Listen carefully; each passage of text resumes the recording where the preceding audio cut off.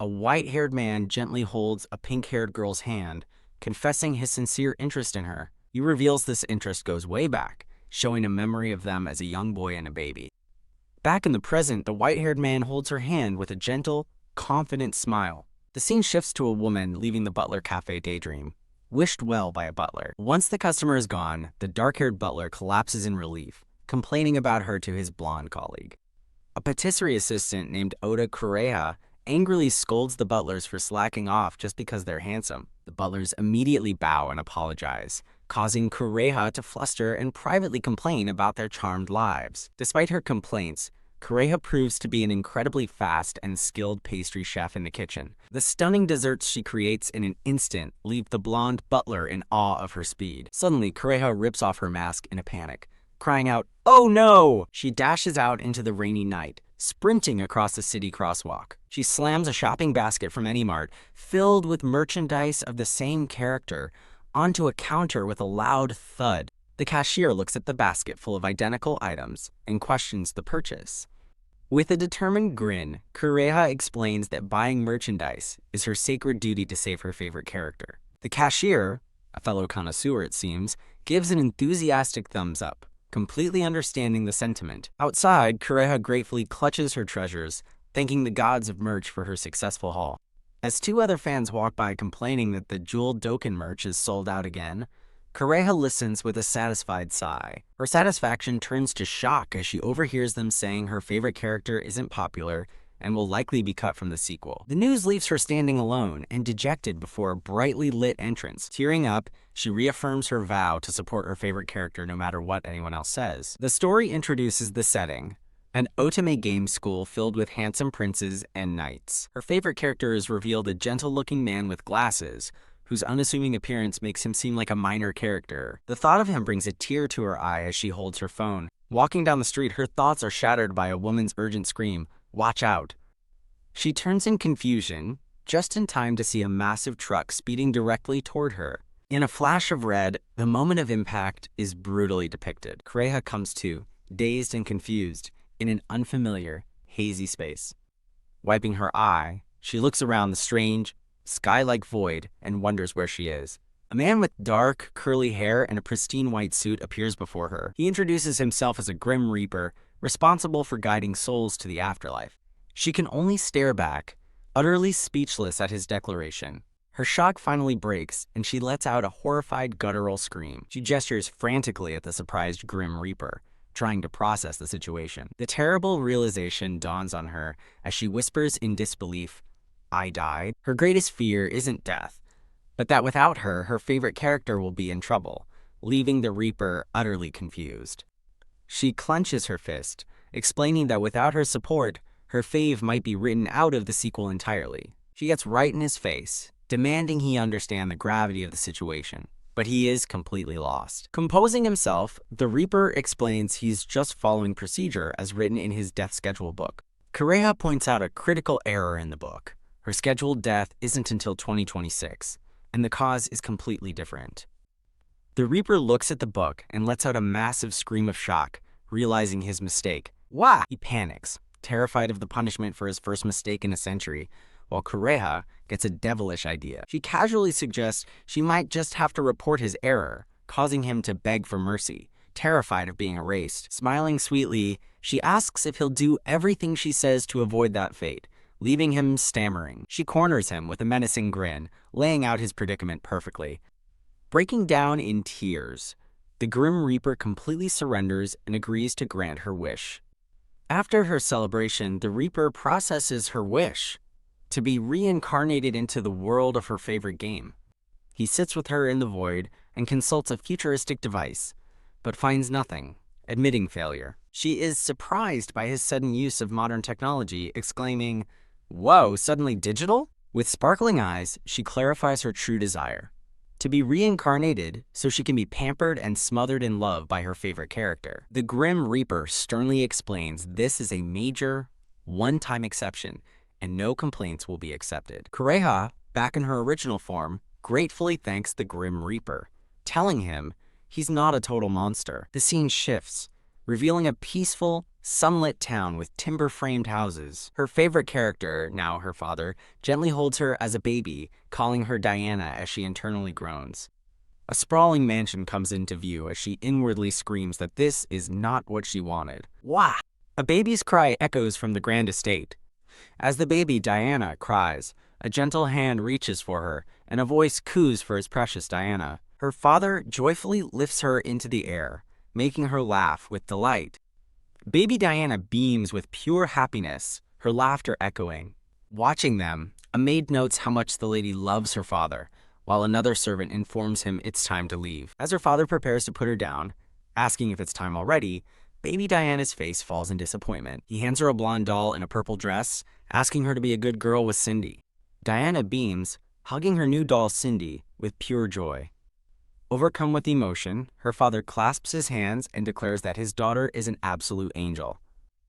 Diana sleeps peacefully in her crib, the doll Cindy sitting watch beside her. Stretching awake, Diana sighs to herself that pretending to be a baby is surprisingly hard work. She suddenly points an accusing finger at the doll, angrily declaring that this whole situation is its fault. She reveals the truth. The doll, Cindy, is actually possessed by the Grim Reaper who caused her death. The Reaper possessed the doll her favorite bought her to watch over things and correct any potential errors. Sipping her bottle, Diana dismisses the details as unimportant, much to the doll's apparent concern. Diana glares at a passing maid, vowing to fire her when she grows up, leaving the maid confused, and the doll questioning her motives. Standing defiantly in her crib, she clenches her fists, declaring her mission to protect her favorite's peaceful life. Lying down, she whispers to the doll that they can't let her favorite find out they're talking, or he'll get scared. A sudden noise startles Diana, causing her to quickly hide herself and the doll behind a pillow. She reflects that while her life is cute, there's someone in the mansion she can't forgive, a pink-haired woman standing with her father. As the pink-haired woman approaches, Diana's thoughts fill with disgust at her perfume, announcing the woman's arrival. The woman stands with arms crossed, questioning why she was brought to a child's room when she was supposed to be sick. Her father proudly shows off Diana, pointing out how much she's grown and how she resembles the woman, but Diana just scowls. The woman holds Diana up, asking, "See," as if to confirm the resemblance. Ooh-wah. Diana bursts into tears and then lets out a massive sneeze right in the woman's face, who recoils in disgust. Proclaiming she feels sick, the woman storms out of the room, leaving the father looking helplessly after her. Her father holds her, his expression filled with sadness and concern, while Diana glares defiantly. Diana's inner monologue rages, calling the woman a sly fox and a heavy makeup hag. Throwing a pillow in a tantrum, Diana fumes about the woman having a child with her favorite, as the doll questions her anger toward her mother. Exhausted, she collapses, vowing to wait until she's grown to chase away every evil person threatening her favorite's happiness. The doll drops a bombshell. Her favorite is scheduled to die in an accident soon, sending Diana into a panic as she demands to know how. She frantically asks about the death schedule book, but the Grim Reaper explains it can't be brought into this world. Diana despairs, crushed that after finally reincarnating into her favorite's world, he's just gonna die. In her crib, she wonders if this is how it ends, with a heartbreaking misunderstanding. Her spirit ignites with resolve as she swears on her beloved to uncover the truth behind his death herself, as the doll warns her to stop being reckless. The doll asks if she has any leads, and Diana, climbing from her crib, confidently declares it has to be that woman. The doll warns her against false accusations, but Diana loses her balance and tumbles face first onto the floor. Undeterred, she begins crawling with purpose, certain she knows the woman's villainess moves from her extensive knowledge of isekai stories. Using the doll as a boost, she tries to reach a door handle, convinced the woman is sneaking men in while pretending to be sick. Peeking into the room, she scoffs at how her favorite could fall for such an obvious act, seeing right through the woman's lies. As they crawl down a long hall, the doll argues that being sick doesn't automatically mean she's cheating. Hearing a humming voice nearby, the doll panics and urges Diana to hide immediately. They duck behind a large vase, just as the pink-haired woman strolls down the hallway, humming a tune. From their hiding spot, the doll complains about the gross humming, while Diana eagerly asks if they should follow her. Peeking through a bush outside, they watch the woman, and the doll asks, "Really, Scarlet?" revealing the woman's name. In a lush garden, a pink-haired woman, held by a brown-haired man, asks if his mansion will be hers when her husband dies. As two small girls watch from the bushes, the woman reveals she's been poisoning her husband's coffee and tells her lover to wait. The blonde girl is horrified by what she's heard, vowing to publicly execute the woman herself. Deciding they need a strategy, the girls crawl through the grass as a mysterious voice asks if they heard that. The pink-haired girl and the blonde girl stare at each other as the unseen speaker realizes the voice came from a baby. Three young boys, one with black hair, one with white, and one with blonde, look down at the two little girls in surprise. Kneeling on the lawn, the blonde boy confronts the pink-haired girl, asking if she was the one who was just talking. The pink-haired girl looks up at the three curious boys, wondering who they are. Panicked, she wonders if the boys overheard her speaking just now. Both the pink-haired girl and the blonde girl start sweating nervously under the boys' gaze. The black-haired boy observes them, thinking that they just look like normal babies. The blonde boy insists it must have been the pink-haired child, pointing out there are no other kids around, and the white-haired boy agrees. The black-haired boy concedes the point, as he and his brothers continue to stare down at the two nervous girls. From above, the boys surround the silent girls,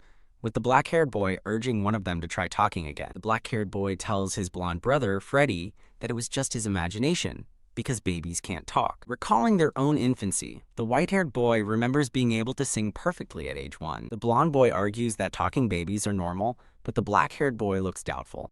An unseen voice vehemently refutes the idea, shouting that babies like that don't exist. Startled by the sudden outburst, the two little girls scream in shock. The boys look down, surprised by the girl's sudden, dramatic reaction to the shout. Freddie picks up the blonde girl's doll, asking where the sound came from, while the white-haired boy wonders if the doll itself can talk.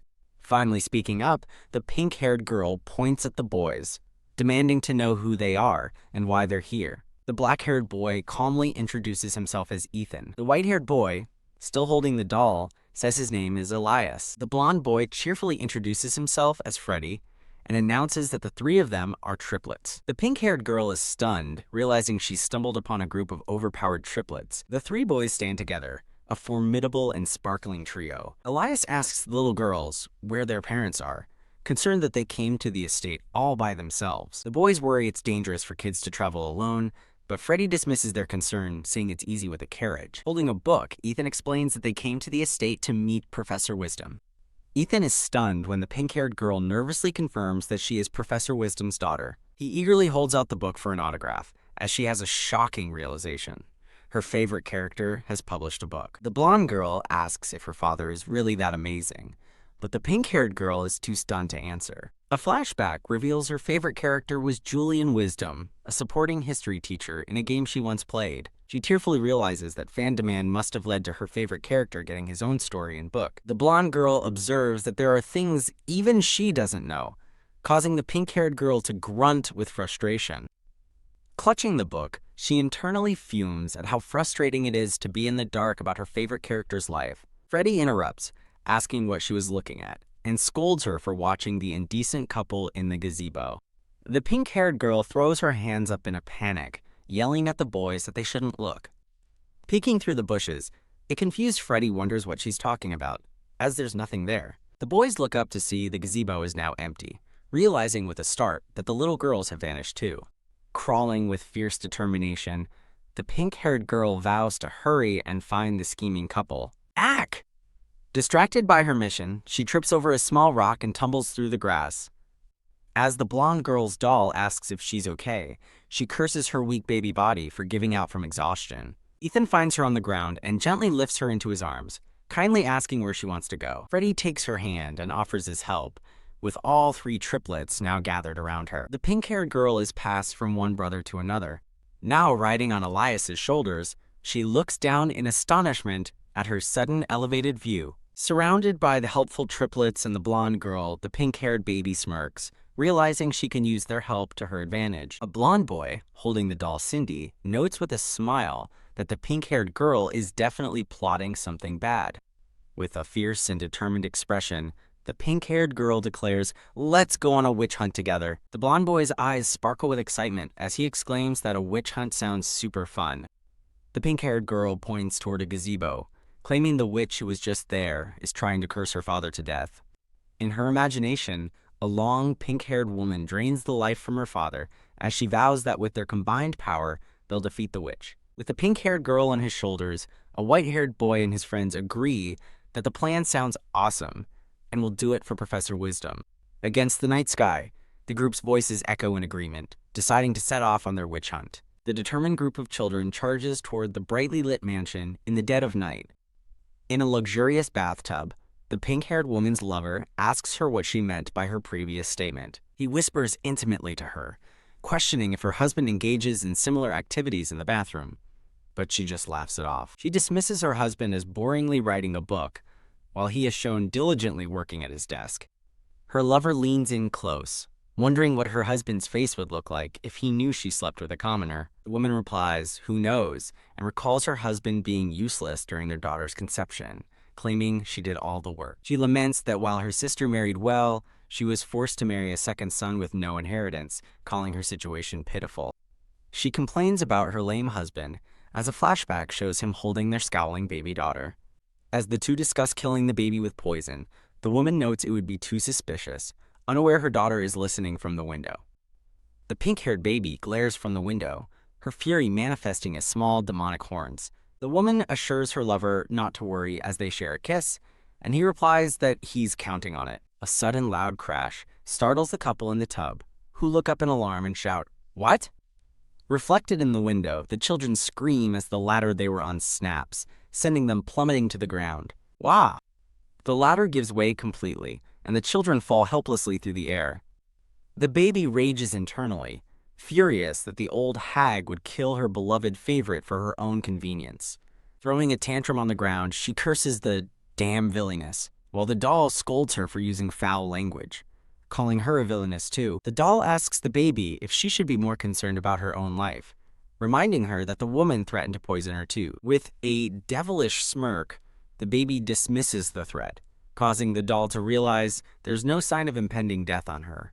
The boys eagerly ask about the witch, ready to rush inside and defeat her. The baby smiles sweetly, agreeing that of course they should go beat the woman to a pulp. As the kids conspire, the doll warns the baby that she'll go to hell if she overdoes it, and questions the weird ideas she's putting in their heads. The group of children, led by the pink-haired baby, share a synchronized, menacing grin. The doll looks on in horror, overwhelmed with a really bad feeling about what's to come.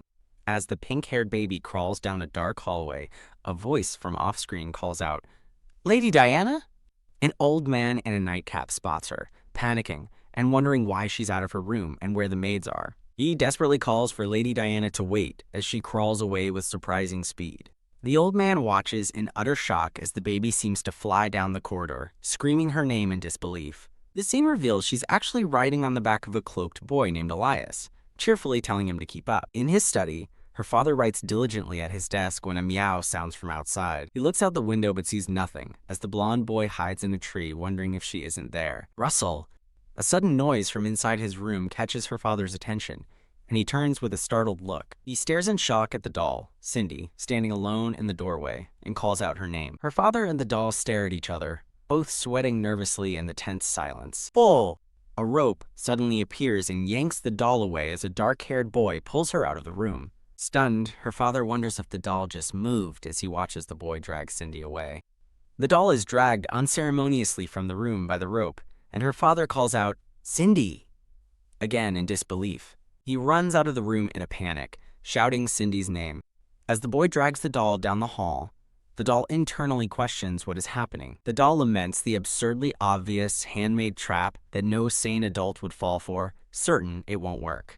The pink-haired baby roars with the ferocity of a lion, declaring that they won't know unless they try. The old man runs up to the father, breathlessly asking, "Young master?" The father asks the old man what's wrong, but the servant can only stammer out, "Well, Lady Diana." The man with glasses frantically grabs the older man, demanding to know what's wrong with Diana as the older man cries out in shock. Shoving the doors open, the older man bursts into the room, shouting an apology as blood-like spatters fly from his hands. The two men stare in shock from the doorway, having discovered a pink-haired woman in bed with another man.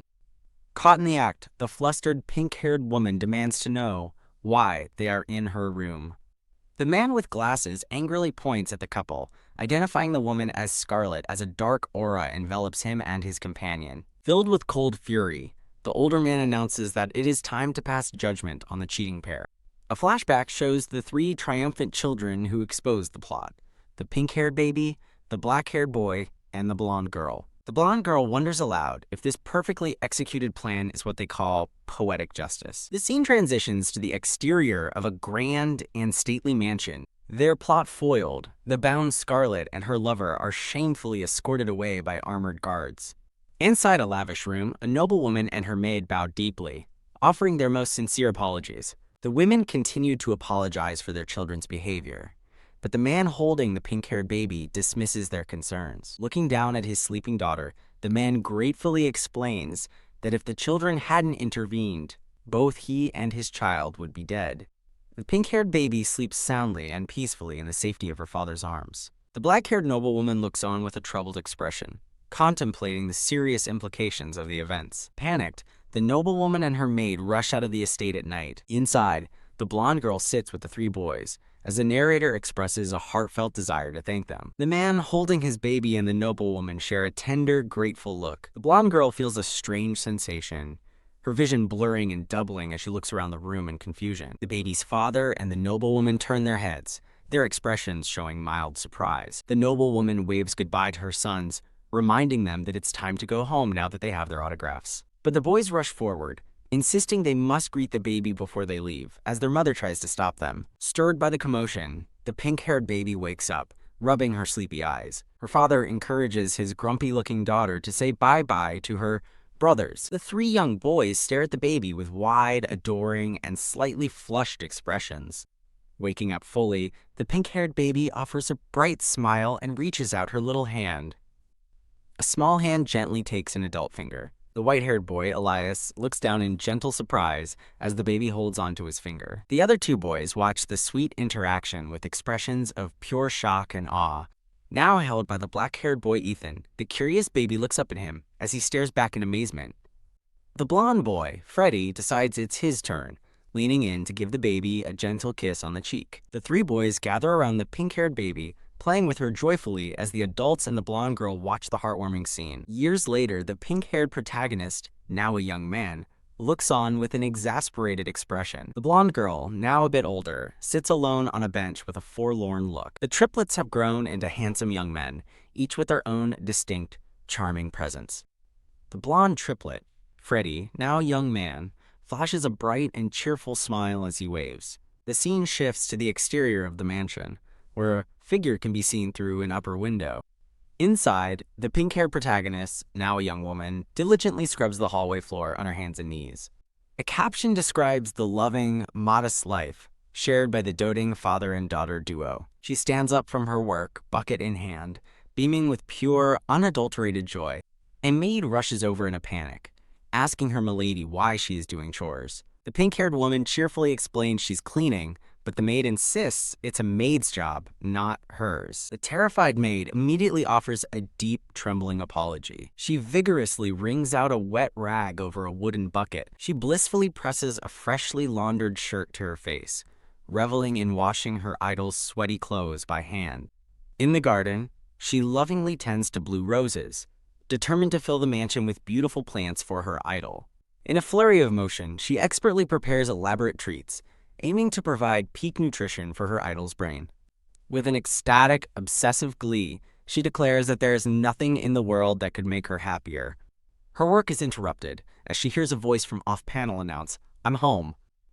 The pink-haired woman happily twirls in her blue dress, lost in a moment of pure bliss. She joyfully embraces her father from behind as he returns home, announcing himself to Diana.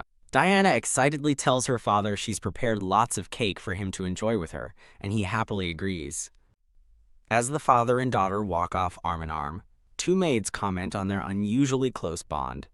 Pushing a dessert cart, Diana eagerly asks her father for his opinion on the treats she's prepared. Beaming with pride, she presents a tray of cupcakes, declaring how proud she is of her baking. The maids gossip, noting it's been 14 years since his wife died, and that if he remarries, there will surely be bloodshed. Her father gets Diana's attention, explaining he has something to discuss with her, and she cheerfully asks what it is. While enjoying a bite of dessert, her father happily announces he already has someone in mind to marry. The announcement sends a shockwave through the room as the blonde doll looks stunned and Diana furiously bends her silverware. Forcing a bright smile, Diana nervously dismisses the metallic screech, claiming it must have just been the wind. Her composure shatters as she smashes a pastry, demanding an explanation after she's protected him from women for 14 years. Enraged, she furiously crushes the dessert, declaring that she won't allow anyone to steal her happiness. The blonde doll observes that, despite Diana's fury, her father sounded as though he was passionately in love. Her father fondly describes the woman he loves as a lovely, daring history enthusiast he met at the library. Diana inwardly scoffs at the thought of a crinkled makeup old lady, worrying she's as crazy as her own mother was.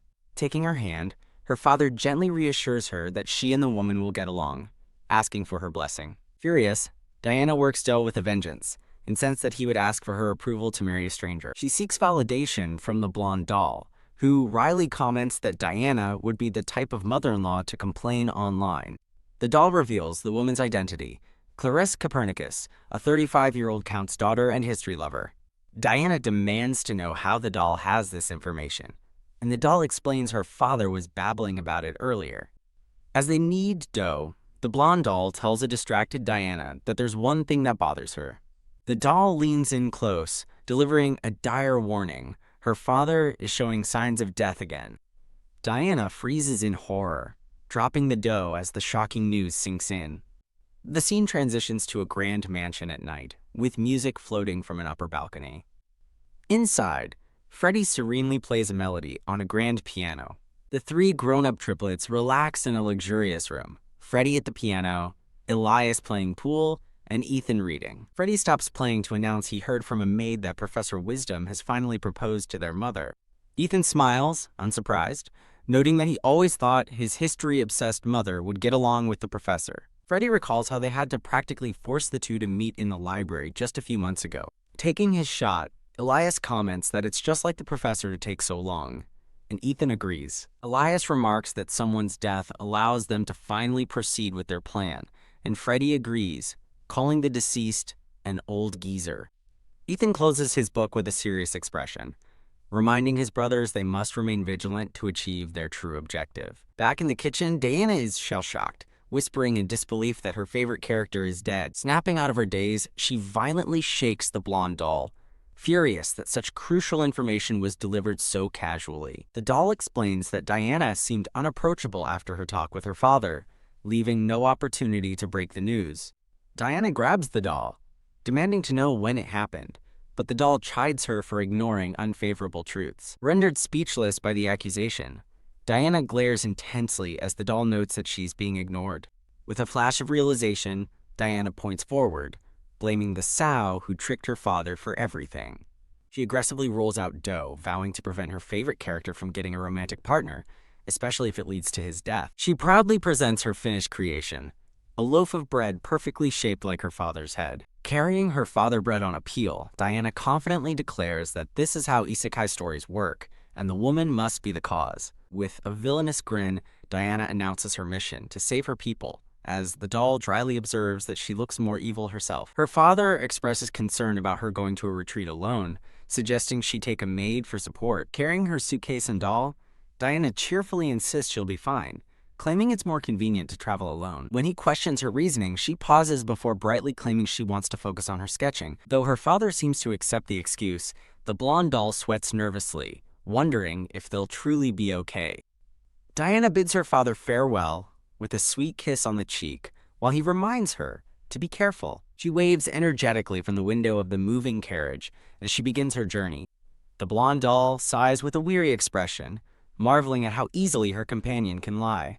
Seated in the carriage, the blonde doll questions Diana's blatant lie to her father about her destination. With a sudden rustle, Diana starts changing out of her dress, prompting a shocked "ew" from the doll, who protests the lack of warning. After tossing her dress over the doll, Diana wistfully wishes her father could see this side of her, quickly denying she said anything. The doll skeptically asks if she's really going through with her plan to infiltrate the fiancé's house, and Diana, now dressed as a young man, confidently affirms it. Dressed as a butler, Diana argues the engagement isn't official yet, while the doll reluctantly agrees to the nonsensical plan, reminding her of the connection to her father's death. The doll brandishes a job posting for a butler apprentice at the Copernicus estate, angrily demanding to know how Diana's disguise fits into the plan. Diana smugly explains that she knew about the job opening, because of knowledge from her past life, justifying her miraculous find. In a flashback, a man muses that with a beautiful face, he could have had more fans, then reflects on receiving his current face from a vixen against his will. Now posing as a young man, Diana vows to prove her theory by demonstrating she has more grace and skill than anyone else. The rattling of wheels marks the arrival of a horse-drawn carriage at its destination. A finely dressed foot steps down from the carriage as a voice begins to explain the situation. Suitcase in hand, Diana stands before a grand mansion, mentally correcting her speech from the feminine watashi to the masculine boku. Striking a confident pose with her doll, she introduces herself as Dion, the new butler apprentice, ready to expose the vixen and save her father. The blonde doll looks on, her expression a perfect mix of shock and bewilderment at the bold declaration. As Dion, she dazzles the kitchen staff by expertly decorating a cake with impossible speed, her hands a blur of motion. Dion proudly presents a perfect slice of strawberry shortcake, a testament to her impressive skills. The maids marvel at Mr. Dion's cool and unbelievable talent as he juggles dishes effortlessly, while the doll watches in disbelief. A young maid struggles up the grand staircase, straining under the weight of a heavy laundry basket. With a sudden trip and a cry of "Kya!" the maid loses her footing on the stairs. Shouting a warning, Dion springs into action, rushing to catch the falling maid. Holding the blushing maid securely, Dion calmly expresses relief that she wasn't hurt. The rescued maid swoons with heart-filled eyes, while another maid jealously tells her to move. Dion waves a cheerful goodbye while holding the doll, whose internal monologue of "impossible" is interrupted by a hand reaching for her. As Dion departs, the maids gush over his perfect posture and smile, forgetting their initial impression of him as a weird doll carrier. After Dion kindly offers a handkerchief, the maids declare him a god for his simple act of gratitude. The maid's adoration is cut short by the sudden appearance of Freddy, who internally expresses his dislike for having another man around. A smirk crosses Freddy's face as a mischievous thought strikes him, and he decides he has a good idea. Peeking into a dark room with a villainous grin, Dion assumes it belongs to the vixen, earning a quiet rebuke from the doll. The doll reveals her research. Clarice Copernicus was recently married to another noble, a fact Diana angrily tries to dismiss.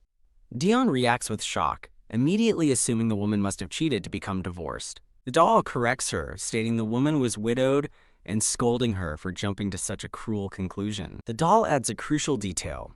Clarice has 3 sons who just returned from a school dorm and now live in the mansion. Ignoring the new information, a furious Diana declares she will expose the vixen herself, frustrating the doll who tries to get her to listen. Freddy appears behind them, addressing Diana by her real name, and commenting on how much the trainee Butler stands out. With a charming smile, Freddy strikes a thoughtful, confident pose. Caught off guard by being recognized, Diana sweats nervously, completely flustered. From behind a corner, the blonde doll watches the tense encounter between Diana and Freddy unfold in the hallway. A jolt of recognition hits the doll as she stares at Freddy, suddenly realizing who he is. In a flashback to years ago, the doll connects the dots with horror. Freddy is one of the triplets, and this is their house. The doll panics, realizing that not only the triplets, but also her former owner have seen her in this state. Freddy's charming expression vanishes as he coldly tells Diana that just looking at her pisses him off. Stunned by the sudden hostility, Diana glares back, wondering what his problem is. 2 maids spot Freddy and joyfully welcome him back, calling him Lord Freddy. Switching back to a charming demeanor, Freddy winks and reaches his hand out toward Diana. Forced to play along, Diana responds with a dazzling, if strained, professional smile. The maids seem to accept the strange situation, addressing Diana formally as Sir Diana. Freddy casually presents Diana with a small jar of hand cream. He gently takes Diana's hand and begins to apply the cream for her. As Freddy holds her hand, Diana can only think, "Oh God." Despite his charming act, Freddy's face is flushed and contorted with anger, revealing his true, flustered feelings. Watching 2 maids, a pink-haired person vows to win everyone over through small acts of care, refusing to lose to a lazy rival. A blonde man condescendingly dismisses the pink-haired person as a mere trainee butler who realizes they should tread carefully around him. Annoyed by their popularity, the blonde man grabs the pink-haired person and aggressively challenges them to a duel. He points menacingly, declaring that if he wins, his opponent will be exiled from the mansion immediately. The mansion's staff gathers in the hall, forming an anxious audience for the sudden confrontation.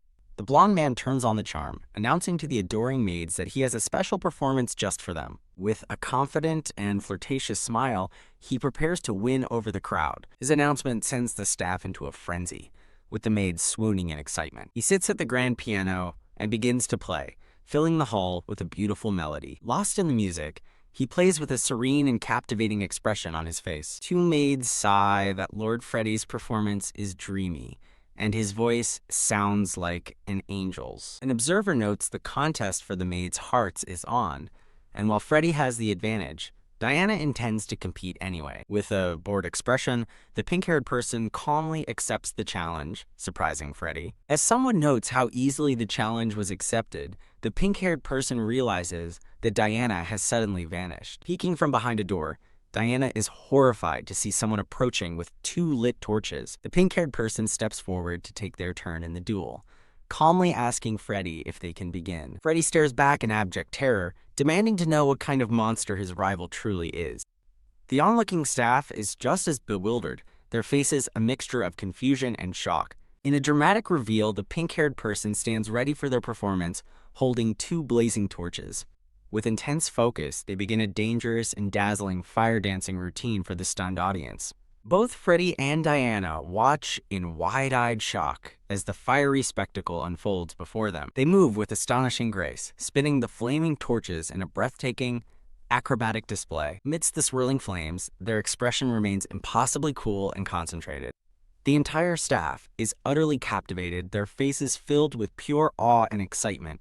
Diana watches the fiery performance as a narrator explains the dangerous trick and warns viewers not to try it at home. The performance intensifies as the torches are spun into a mesmerizing whirlwind of fire. The pink-haired person strikes a triumphant final pose to thunderous applause, leaving a defeated Freddie in their wake. Watching his rival's success, Freddie becomes convinced they're a schemer and vows to protect the maids from their influence. Freddie enters a room and stops dead in his tracks, utterly confused by what he sees. Leaning in closer, Freddie thinks the doll looks strangely familiar, while Diana breaks out in a nervous sweat. Freddie spots a potion, realizing his rival is using a cute doll named Cindy to win favor, which infuriates him. As Freddie is suddenly pulled to the floor, Diana panics and yells at someone not to reveal themselves yet. Just then, the pink-haired person emerges from a steamy bathroom, completely naked and confused by the noise. Freddie and the pink-haired person lock eyes in mutual shock, one on the floor and the other in the doorway. The chaotic scene freezes for a moment. The naked butler, the stunned master, and the silent girl on the chair. Believing her plan worked, Diana begins to cry with overwhelming relief. The awkward silence is shattered by a jolt of realization from everyone in the room. The pink-haired person's expression quickly shifts from confusion to sheer panic as the situation sinks in. As Freddie stammers out his realization that the butler is a woman, she delivers a single, powerful punch that knocks him out cold. Bam! The blow lands with brutal and decisive force. The pink-haired woman stands over Freddie's unconscious body, while Diana calmly observes from her chair. Wiping sweat from her brow, the woman breathes a huge sigh of relief, glad her secret wasn't exposed. As the woman checks on the unconscious Freddie, Diana casually asks if knocking him out wasn't a bit much. Now carrying Freddie, the woman worries that her life will become a hassle if her gender is discovered. Diana playfully pokes the unconscious Freddie, then chides the naked woman to at least wrap herself in a towel. Now covered in a towel and mysteriously bandaged, the woman confidently tells Diana she has a plan. A nervous Diana looks up, demanding to know what exactly the woman is planning to do now. With a cunning grin, the woman assures Diana that handling narcissistic men like Freddie is her specialty. The scene opens on a grand, white estate, surrounded by lush green trees. NNGH, a blonde-haired man groans as he begins to stir from a deep sleep. Lying fully clothed atop a bed, the man wonders where he is, his entire body aching, when a voice asks if he's finally awake. A pink-haired person in a butler's uniform greets the man as Lord Freddie, while a small blonde doll sits watching from a nearby chair. Lord Freddie stares up in confusion, weakly questioning why the pink-haired person is in his room.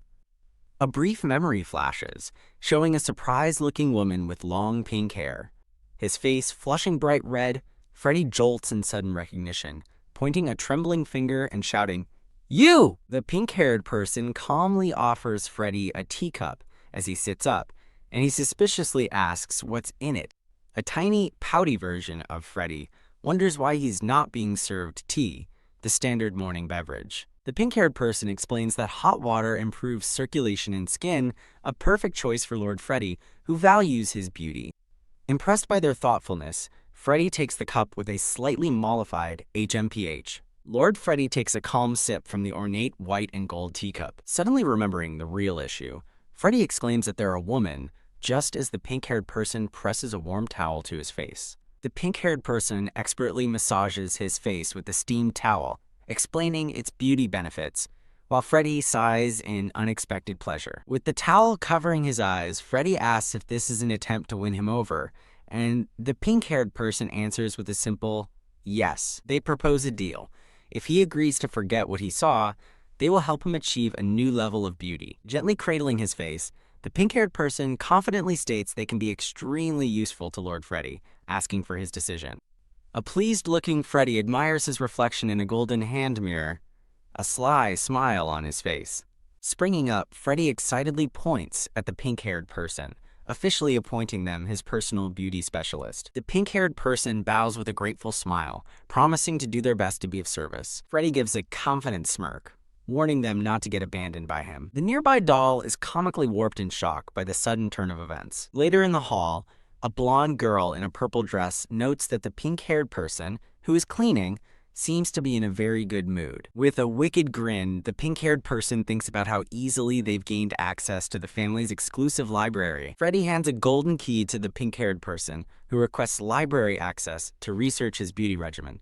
He sends them off to also gather info at a tea party. Holding the key aloft, the pink-haired person smirks, vowing to flatter anyone, handsome or evil, to get inside the enemy's info hub. Standing with the blonde girl before towering, ornate doors, the pink-haired person declares that this is the library. While the pink-haired person is sure an enemy's weakness lies within, the little girl suspects more important things, like political documents, are inside. Ignoring the girl's concerns, the pink-haired person dramatically throws the doors open, shouting, "Coming in!" Their eyes widen in awe as they behold a vast, magnificent library bathed in golden light. The camera focuses on a shelf holding a series of pristine, red-bound books.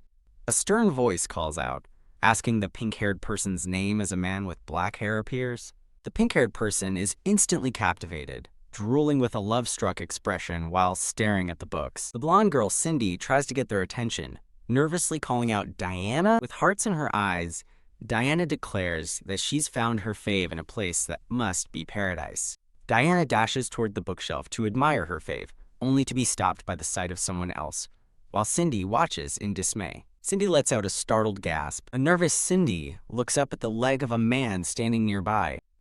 A man with dark hair confirms that Diana is the new Butler trainee who started recently. Clutching one of the red books, Diana turns to face him with a determined look.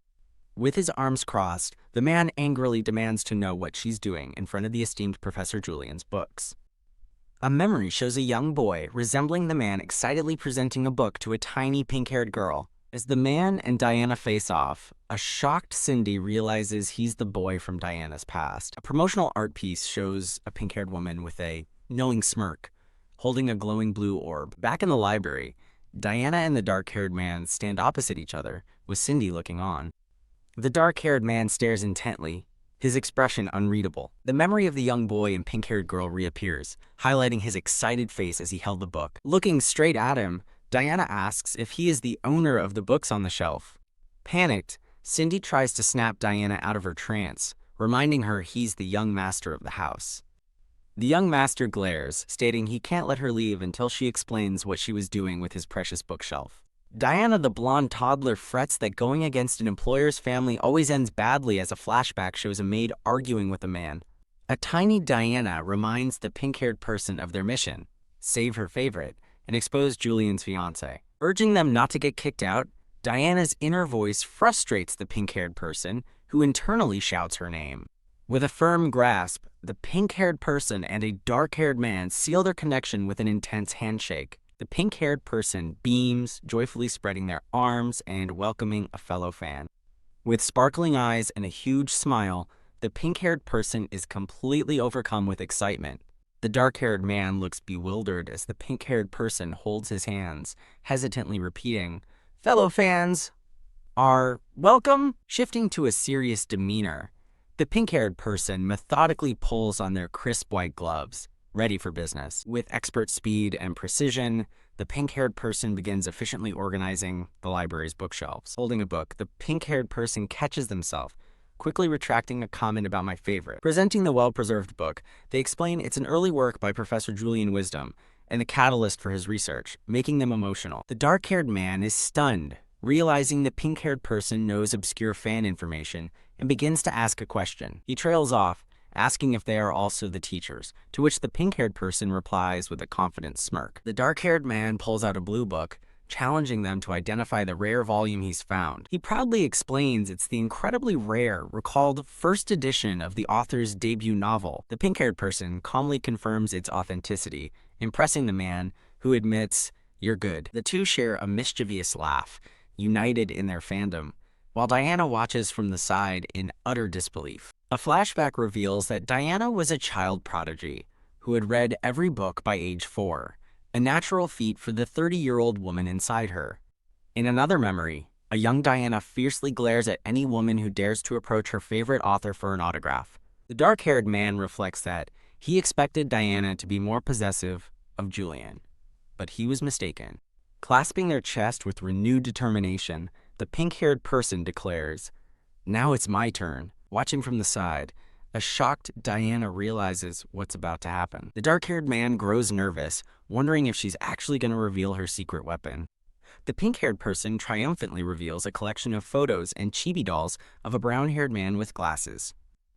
The dark-haired man stares at the merchandise with a look of stunned silence. Diana thinks to herself that a serious young master living in a grand mansion couldn't possibly be interested in fan merchandise. To Diana's shock, the man's face lights up with glee, asking where he can get the amazing merch, already completely hooked. With a cunning smile, the pink-haired person holds up a doll and offers to make him as many as he likes. They shake hands again with triumphant, scheming grins as a flabbergasted Diana wonders what is unfolding. The man passionately praises his teacher's wisdom and vocabulary, crediting him for his entire existence, while the pink-haired person listens with a blush. After apologizing for his outburst, the man is encouraged by the pink-haired person to talk more about his favorite. He recalls hearing rumors of a promising apprentice Butler, who was also a genius at making sweets, never suspecting it was her. The pink-haired person smiles, expressing surprise and honor to serve a fellow lover of Julian, whom they call their lifeblood. Blushing, the dark-haired man agrees that her idea is wonderful. He explains that using the dolls and photos makes it feel like they are having tea with the teacher himself. The pink-haired person reveals another surprise, presenting 2 lemon cakes and asking Lord Ethan if he recognizes them. Diana looks on, confused and thinking it's just a simple lemon cake. Lord Ethan immediately recognizes the cake as the favorite dessert from their teacher's latest novel, and the pink-haired person confirms it. Taking a bite, Lord Ethan is deeply impressed by the cake's refreshing sweetness and melting texture. Honored by the praise, the pink-haired person listens as he eagerly asks if they can make other things too. When he asks for sweets from the novels, the pink-haired person confidently declares they can make them better than any pastry chef. Lord Ethan addresses the pink-haired person as Diane and asks if she would spend every weekend with him. Diane smirks, clarifying that it would be for storytelling time, with tea of course. As the two plot, Lord Ethan decides to make Diane the next head of the family, and Diana realizes she just overheard something very important. Diane clears the table as Lord Ethan thanks her for a relaxing time, a sentiment she wholeheartedly shares. Lord Ethan cheerfully says he'll see her next week, and Diane coolly agrees. Announcing her departure, Diane cheerfully picks up the Diana doll to leave. As Diane carries her away, the doll glances back at Lord Ethan, who seems struck by a sudden thought. Lord Ethan stands alone by the window, lost in thought as he murmurs, "That doll." Happily humming, the pink-haired person cheerfully mops the hallway floor while the Diana doll stands nearby. Diane joyfully dances with her broom, marveling at having a heartwarming fan talk in enemy territory. Blushing with pure delight, Diane thinks to herself that having fan friends is truly the best. As Diane strikes a theatrical pose, Diana asks when they became friends, reminding her this is the fiancé's house. Diana realizes Lord Ethan became a fan due to the fiancé, but Diane leans in menacingly, telling her to forget she heard that. Pointing accusingly, Diane scolds Diana for not being able to differentiate between a true fan and a fake one. Diane passionately insists there's a difference, explaining a true fan has an endless supply of words for their favorite. A flashback shows Deanna stuck between the two fans' endless rants, which she compares to her boss's boring speeches. With a flurry of cleaning motions, Diane declares that girls who fake being fans just to get close to someone must be exposed. Diana recalls Freddie and Lord Ethan, realizing they are two of the fiancé's 3 sons. Diane declares that all fans of Julian are comrades, and she can overlook Ethan's parentage for their shared love. A worried Diana warns Diane to be careful, believing she might have already met the 3rd son. Diana's fearful thought continues as she recalls a past encounter. Just as a large hand reaches down toward her, suddenly a hand snatches Diana from the floor, causing her to drop her book in shock. The abrupt action leaves both Diana and the pink-haired Diane completely stunned and wide-eyed. A calm, silver-haired man now holds the terrified Diana, looking down at her impassively. "Oh no!" Diane stops her mopping, frozen in shock as she sees the silver-haired stranger holding the Diana doll. Diane wonders if he's been watching her all along, while a terrified Diana panics in his grasp. The silver-haired man stares down at the doll, whose face is now covered in terrified sweat drops. With her eyes bugging out, Diana internally panics, wondering why he's been staring at her this whole time. Diane nervously approaches the man, attempting to reclaim the doll by saying it belongs to her. The man calmly asks what's wrong, leaving a flustered Diane to stammer in confusion. As he examines the doll, Diana realizes with dread that he's the calm, quiet type she despises most.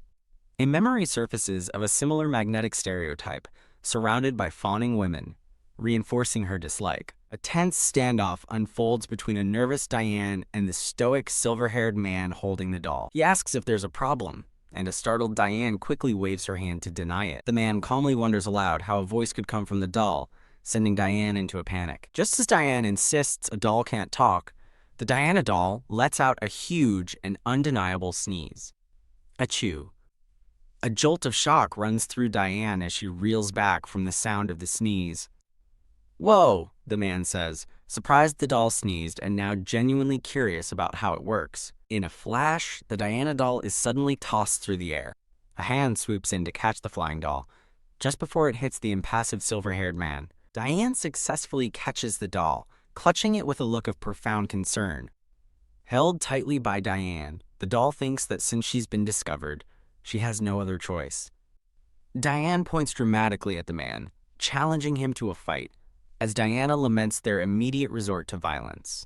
Declaring the stakes, Diane says the loser takes the secret to their grave, while Diana wishes for simple negotiation. Unfazed, the silver-haired man says he doesn't care, as a frustrated Diana thinks he could have just refused. The silver-haired man draws a wooden sword, calmly stating that combat is the only remaining option. The scene transitions to the grand exterior of the estate. The sound of clashing blades echoes as a window of the manor is shown. In the garden, Diane and the silver-haired man spar, and his compliment on her skill only irritates her more. A flashback shows a young Diane vowing to protect her favorite author as she stands over training dummies. Back in the duel, the silver-haired man thoughtfully analyzes Diane's technique before making his move. With a swift and precise strike, he disarms Diane, sending her wooden sword flying from her grasp. The 2 wooden swords clatter and spin on the lawn after the decisive blow. Standing over the defeated Diane, he critiques her lack of formal training and offers to teach her. Furious at being looked down upon, Diane vows to wipe that calm expression from his face. Elsewhere, Lord Ethan walks through a beautiful garden path, humming happily to himself. Freddie appears and questions Ethan's good mood, explaining he's out looking for someone. As Ethan begins to explain the reason for his happiness, a sudden, violent crash interrupts him. A shattered wooden sword lands right at their feet, leaving both men utterly shocked. Lord Ethan and Freddie stare at the broken sword, with Ethan wondering if it belongs to someone named Elias. They look over the bushes to see Diane sitting defeated on the ground, near the Diana doll. A closer view reveals the synchronized shock on the faces of both Diane and the Diana doll, Lord Ethan and Freddie look on in stunned disbelief, wondering what they're witnessing. Their view reveals the silver-haired man standing victoriously over the fallen Diane in the garden. The silver-haired man coolly informs Diane that the outcome of their duel will never change. Panicked, Diane accuses him of planning to reveal her secret to everyone. Lord Ethan and Freddie exchange a look of intrigued surprise at the mention of a secret. The silver-haired man calmly asks if her secret is that she is Professor Wisdom's daughter. The shocking revelation leaves Diane, Diana, Lord Ethan, and Freddie completely stunned. Eh? The entire estate seems to reverberate with the shock of the news. The scene shifts to a stack of books, featuring bookmarks with chibi characters on them. A flashback begins, showing a dark-haired woman contentedly reading one of the books by a window. She smiles warmly, completely absorbed in the story she is reading. A maid approaches with a tea tray, addressing the woman as Lady Clarice. The maid carefully places a delectable-looking strawberry cake on the table. Lady Clarice takes one look at the dessert and happily remarks on how wonderful it is. The maid reveals the cake was made by the new butler in training, which piques Lady Clarice's curiosity. In a memory, Diane furiously criticizes a head chef's cakes, prompting him to challenge her to do better. With manic determination, Diane accepts the challenge, ready to show him the skills of a professional. Smirking, Diane presents a flawless cake, leaving the chef to weep and admit she's number one. The maid finishes recounting the tale of the confrontation to a thoughtful Lady Clarice. Intrigued, Lady Clarice expresses her desire to meet the incredible new butler boy. As Lady Clarice agrees to have her tea, the maid reaches for her book. Suddenly, the doors behind them are thrown open with a violent crash. Lady Clarice looks up from her book, her expression turning to one of pure terror. An imposing older man is introduced as Marquis Cooper, Lady Clarice's father. He storms into the room with a look of fury, causing both Lady Clarice and her maid to freeze in fear. With a vicious swing, the Marquis strikes his daughter across the face. Lady Clarice is sent sprawling to the floor from the force of the blow. Dazed and terrified, she looks up from the ground, trembling. Her father picks up her book and rages about her wasting time with nonsense, as she cries out his name in shock. She desperately reaches out, pleading with him not to harm her treasured book. Ignoring her pleas, he rips the pages from the binding, letting them fall around her like cruel confetti. The book is violently torn in half, its story destroyed in an instant. In tears, a horrified Lady Clarice demands to know what he has done. He brutally stomps on her outstretched hand, pinning it to the ruined book as she gasps in pain. His cruel thoughts reveal he has arranged another marriage for her. Gasping in pain and disbelief, Lady Clarice protests that she has already fulfilled her duty. Tiesk. He glares down at her and grinds his heel into her hand, questioning her understanding of her duty. Kneeling before her father, defeated, Lady Clarice can only stare at the floor. She recites her duty to marry and bear an heir, but he yanks her up by the hair, causing her to cry out in pain. Ow! From the maid's horrified viewpoint, Lady Clarice asks if the wealth and 3 children she already produced weren't enough. She recalls her miserable past marriage, where she endured abuse to avoid being hated by her husband. In a happier memory, she remembers successfully giving birth to and raising 3 sons. She recalls enduring violence until the end, ensuring her husband's will left everything to her father. Unmoved, the Marquis dismissively asks, "So what?" leaving her utterly shocked by his coldness. His hand shoots out, violently seizing her by the throat. As he chokes her, he snarls that she is a god of death who killed her own mother at birth and lives only by his mercy. An older man with white hair sternly declares that the person exists for him and their body exists to serve him. Reflected in a terrified dark-haired woman's eye, a man's hand clutches her neck as the older man's voice states she has no value except to serve. The dark-haired woman wearing a blue dress is violently pushed backward by a large male hand, falling to the floor. The white-haired man, looking down at the dark-haired woman, who is now named Clarice, tells her to be glad, explaining that the man she is being sent to has a terminal illness and not much time left, unlike the previous one. The white-haired man continues, explaining that while the man might be difficult, it will only be a few years of hardship, and he is inexperienced in making children, so Clarice must guide him properly, concluding that at least he won't kill her.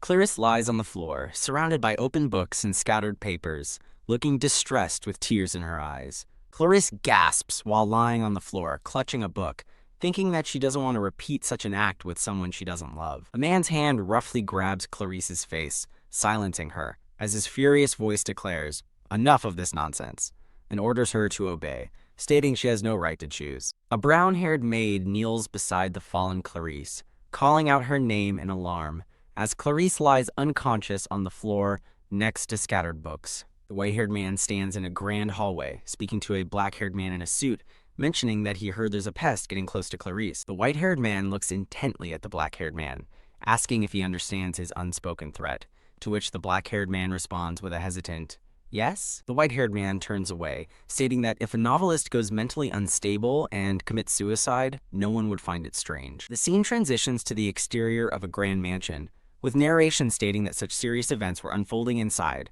while they had no idea. Outside, the silver-haired man, black-haired man, and blonde-haired man are talking, when the blonde-haired man excitedly exclaims that the pink-haired man, holding a doll, is Julian Wisdom's daughter. The black-haired man and blonde-haired man react with surprise, while a flashback shows their younger selves with a young pink-haired child and two other children, as the blonde-haired man recalls the doll from when they snuck into Julian Wisdom's house. The blonde-haired man points at the pink-haired man holding the doll, remembering it as the talking doll they saw when they infiltrated Julian Wisdom's house, as the pink-haired man looks confused. The black-haired man, the blonde-haired man, and the silver-haired man look shocked, demanding an explanation from the pink-haired man about what is going on. The pink-haired man, holding the doll, looks visibly nervous and flustered, with sweat dripping down his face. The black-haired man, blonde-haired man, and silver-haired man continue to demand an explanation, while a thought bubble from the pink-haired man expresses disbelief. No way. The pink-haired man, still holding the doll, panics as a memory shows a black-haired butler pulling him, thinking if this is the setup for a scene where people lying about their background get kicked out. The pink-haired man, still holding the doll, thinks he needs to bluff his way through, stammering as the blonde-haired man urgently calls out to Dion. A brown-haired maid enters, declaring she finally found Dion, which prompts the blonde-haired man to question if she is the fox's maid, believing her to be an enemy. The blonde-haired man and the black-haired man express concern, asking the brown-haired maid if Diana, the dark-haired girl in the blue dress, did something to her. The brown-haired maid begins to hiccup and cry profusely, tears streaming down her face. The brown-haired maid wails dramatically, prompting looks of shock and concern from the blonde-haired man, silver-haired man, and black-haired man, as the pink-haired man looks on, surprised. The brown-haired maid and the pink-haired man, holding the doll, stand in a doorway as the maid says, "Excuse me," after a soft clack sounds, indicating a door closing. The pink-haired man, holding the doll, makes an angry, determined face, thinking that this is his first encounter with his enemy and he needs to observe her closely to rip off her fake mask, while the doll Diana pleads with him not to do anything reckless. Diana stands by a window in a blue dress, holding an open book, looking out at the sunset. A close-up shows Diana with long, dark hair, wearing a blue and white dress, holding an open book, and looking worried. The pink-haired man, holding the doll, makes a snarling face, thinking that, unlike that woman, this one is a demure-type fox. The pink-haired man observes Diana, who stands politely, holding a book, while he thinks that. They're always scheming behind those sweet little smiles, trying to twist men around their fingers, acknowledging his personal bias. The doll, held by the pink-haired man, gasps in terror, realizing that this girl has seen her before. The pink-haired man smiles, reflecting on how he heard Diana was looking for him, but then his expression turns to shock and anger as Diana holds a ripped book, questioning why. Diana looks furious, holding two halves of a torn book and surrounded by stacks of other books, thinking there's no way, and angrily questioning if this damn fox did this. The pink-haired man looks angry, calling the situation infamous, while the doll Diana advises him to, "Hang in there, Diana. No violence, remember. Violence is bad." The pink-haired man, holding the doll, looks at Diana with surprise as she compliments him, saying she heard he's a super talented butler apprentice who can do anything. Diana cries, holding the torn book to her chest as she clasps the pink-haired man's hand and desperately asks if he can fix it.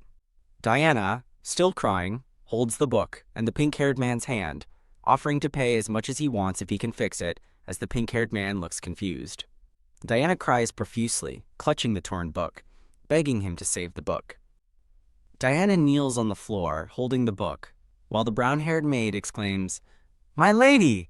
as the pink-haired man and doll look on, A close-up shows the pink-haired man and the doll Diana looking surprised and perhaps a little touched by Diana's fervent plea. The pink-haired man sits at a table, meticulously repairing the book with a quill, while Diana and the brown-haired maid look on in amazement, with stars twinkling around the pink-haired man. A memory shows a brown-haired woman working diligently at a counter, as the pink-haired man explains he had no choice but to learn how to fix things out of necessity. The pink-haired man thinks it's great that Diana isn't flipping out and is doing her job seriously, as the maid and Diana look on with a faint blue glow emanating from the book, while the doll Cindy also looks a bit concerned. The doll Cindy questions if Diana and the maid are starting to suspect who she really is, wondering if she should have kept her identity hidden, as the pink-haired man reveals the book is his fave's latest release. The pink-haired man's hands gently hold the open, repaired book, noting that it hasn't been out long but has clearly been read over and over,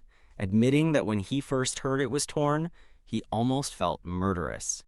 Diana looks at the pink-haired man, clutching her hands in front of her, asking if he can fix it properly, while a thought bubble from the pink-haired man comments on her visibly engaged expression. The pink-haired man thinks that Diana being engaged to his love still angers him as he looks at the book. The pink-haired man looks down at the book, promising he will do his very best to fix it. A celebratory bubble appears against a glowing sky background with green trees, announcing, "All done." A close-up reveals a treasured red book with gold filigree, bearing a sticker of a kind-looking man with glasses. As Dion, Diana hands the book to two astonished maids, who gratefully accept the gift. Overcome with emotion, the dark-haired maid clutches the book and cries tears of pure joy. Looking up tearfully, the maid expresses her desire to thank the kind butler properly for the gift. The blonde doll panics, fearing Diana will blow her cover and impulsively propose to Julian. The maid earnestly asks Dion what makes the book so special to her. With a serene smile, the maid closes her eyes and hugs the book, explaining it's very important to her. Dion simply replies, "I see," as the blonde doll watches nervously from a nearby chair. Bowing politely, Dion apologizes and excuses herself, stating she must return to her duties. After leaving the room, Dion closes the grand doors with a thud and lets out a weary sigh. Leaning against a wall, a tense Diana admits to the doll that the encounter was stressful, and the doll agrees. With a hand to her forehead, Diana realizes that her intense anger has completely vanished. Recalling the maid's sincere tears, Diana's inner monologue contrasts her with the trashy women she expected. "Ah!" Diana grabs her head in frustration, shouting that her plan to tear her apart is now ruined. Just then, the three brothers appear, and the black-haired one sternly demands an explanation. Caught completely by surprise, Diana and her doll let out a synchronized scream of terror. The scene transitions to a memory of a magnificent white and blue castle-like estate. A flashback shows the smiling, bespectacled man from the book arriving at the grand gate. As the man walks along the stone path, a mysterious figure in a dark cloak watches from behind. A gloved hand draws a sharp, gleaming dagger, ready to strike. The memory ends with the man lying dead in a pool of blood, his glasses shattered on the cobblestones. Back in the present, a nervous Diana and her doll face the three brothers. Inside a lavish sitting room, the blonde brother calmly gestures for Dion to take a seat. The blonde and silver-haired brothers watch her with knowing, composed expressions. Leaning forward, the black-haired brother coolly informs Diana that she can drop the act. Deciding to reveal herself, Diana dramatically rips off her short pink wig with a flourish. The blonde doll looks on in shock as the wig flies through the air. With her long pink hair flowing freely, Diana proudly remarks that she's impressed they saw through her perfect disguise. A flashback reveals the brothers' perspective. Her disguise was good, but she stood out far too much for a spy. Another memory shows Diana's flashy, attention-grabbing performance, completely betraying any attempt at stealth. The brothers recall bonding with her as fellow fans, shaking hands in mutual agreement. The doll's internal thought clarifies that despite all that, the biggest clue was something else entirely. The blonde brother winks, boasting that he figured it all out the moment he remembered her talking doll, calling himself a genius. The silver-haired brother's serious expression suggests he possesses a sharper insight that truly unraveled the mystery. A brief memory shows the silver-haired brother quietly observing Diana's wig and the doll she carried. A tense stare-down occurs between the perceptive silver-haired brother and the nervous blonde doll. Losing patience, the black-haired brother gestures emphatically, telling Diana to please sit down already. With an annoyed huff, Diana reluctantly takes a seat while holding her doll. The black-haired brother gets straight to the point, asking why she infiltrated their mansion as a butler apprentice. Diana slams her fist down, declaring her obvious mission: to stop Clarice Copernicus from marrying her favorite character, Julian. Her blunt confession leaves all three brothers looking visibly shocked and concerned. The black-haired brother gravely tells her this is a problem and insists that she must give up her plan. Enraged by his demand, Diana glares with gritted teeth, silently challenging him. The blonde brother unexpectedly reveals that they were the ones who arranged their mother's first meeting with Julian. He frantically explains that if the two don't fall in love and marry, the brothers themselves will be in serious trouble. His explanation is cut short as a fist appears before his face, and he recoils in shock. Surrounded by a furious red aura, Diana grabs the blonde brother, demanding to know why they'd interfere with her fave's happiness. The brothers glow faintly, as the blonde one explains their motive was simple: they did it for their mother. Diana is taken aback by this revelation, looking utterly confused. The blonde brother wears a troubled expression, preparing to elaborate on their complicated situation. As a flashback shows the furious Marquis Cooper, Freddie grimly concludes that their grandfather was the one who destroyed their mother's book. Diane recalls the tearful Lady Clarice, deducing she treasured the book and that the family's strange situation is starting to make sense. Freddie clenches his fists in anger over the ruined books, as Diana mentally urges Ethan to drop the subject and stay on topic. The silver-haired Elias calmly reveals the grim truth: their mother is living as their grandfather's slave. Elias continues his explanation, stating their grandfather forced this life upon her solely to seize a noble's fortune upon his death. A tragic scene shows the Marquis looming over a chained Lady Clarice and her three young sons, who were forced upon her. Diane and the Diana doll react with synchronized disgust, with Diane declaring their grandfather is repulsive. With a slight smile, Ethan admits he's grateful for that part of their history at least. Ethan explains that after their father's death, instead of gaining freedom, their mother's situation worsened. Freddie adds with a grim expression that their grandfather plans to marry her off again, just to produce more children and amass more wealth. The horrific plan sends Diane into a screaming panic, calling the grandfather an unhinged psycho while clutching a terrified Diana. Freddie reveals their counterplan: to marry their mother to the best man they could find before their grandfather could make his move. While they had other nobles in mind, Freddie notes that Ethan insisted it had to be Professor Julian, prompting a shocked Diane to ask for clarification. As a cute chibi doll of Julian is lovingly squished, Ethan's voiceover declares him to be a perfect man. Freddie proudly holds up the doll, explaining that their mother introduced him to Professor Wisdom's greatness, making Julian the ideal candidate for their plan. Diana listens with disbelief, certain the professor wouldn't agree, just as she notices Diane has started crying and calls out her name in alarm. Wiping away tears of pure admiration, Diane tearfully agrees that Julian is truly the greatest man in the world, but her mood instantly shifts to fury as she declares she will never accept the marriage because it will cause her favorite to die. The three brothers are stunned by her declaration, and Freddie demands to know what she means. Diane reveals she can sense death, and the moment she heard of the engagement, she saw death's shadow on Julian's face, making the marriage his doom. The brothers react with shock and disbelief, as Ethan recalls they had assigned a knight to guard the professor as a precaution. Both Diane and Diana are confused, asking when a bodyguard was ever assigned to him. Freddie grabs Elias by the arm, anxiously asking if something has happened. A bloodied guard stumbles into the room, urgently calling for Lord Elias. The brothers rush to the collapsing guard, who gasps that there is so much blood. With his final ounces of strength, the guard reports that Julian Wisdom has been attacked and is unconscious in critical condition. The shocking news echoes through the room, leaving Diane and Diana completely frozen in horror. Diane grabs the guard in a panic, demanding to know what happened, shouting about her fave and leaving the guard utterly confused. The Diana doll gives a deadpan look, silently acknowledging the awkwardness of Diane's outburst. Freddie quickly explains to the bewildered guard that fave is her term for Professor Wisdom. He clarifies that she is also a fan of the professor, and the guard slowly begins to understand. Diane and Diana share a look of profound shock and worry, the gravity of the situation sinking in. Lord Ethan angrily questions the guard, demanding to know how the professor could be in critical condition when they had assigned protection. The guard looks down in shame, stammering as he tries to explain what happened. A flashback shows Professor Wisdom standing peacefully before the estate gates.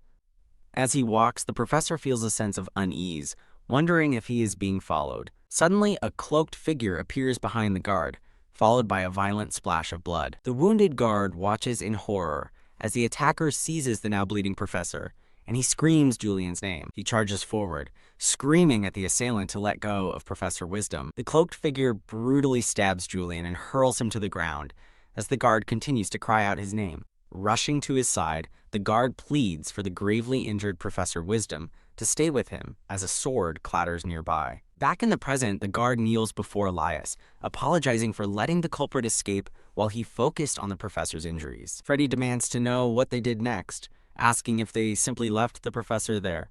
The guard explains he took Julian to a clinic for surgery but trails off, recalling the moment he passed out from his own wounds. Freddy violently shakes the guard, demanding he finish. He finally reveals the grim news. The doctor gives Julian a 50-50 chance of survival. Diane and Diana are devastated, with Diane realizing her worst fears have come true, despite her efforts to prevent his death. Resolved, Diane announces she is going to the hospital immediately, and the brothers decide to go with her, ordering a carriage. Just as they are about to leave, Lady Clarice appears in the doorway, asking what is happening. Her sudden appearance stuns her sons, who rush toward her as Freddy asks how long she has been there. Lady Clarice grabs Freddy with a look of panic, demanding to know what happened to the professor. Diane, her brothers, and the Diana doll are all frozen in speechless shock. Freddy rushes to catch his collapsing mother, crying out her name as she panics over the news. In tears, Lady Clarice desperately wonders what she will do if Professor Wisdom dies. As Freddy holds his distraught mother, Diane and the Diana doll watch the heartbreaking scene unfold.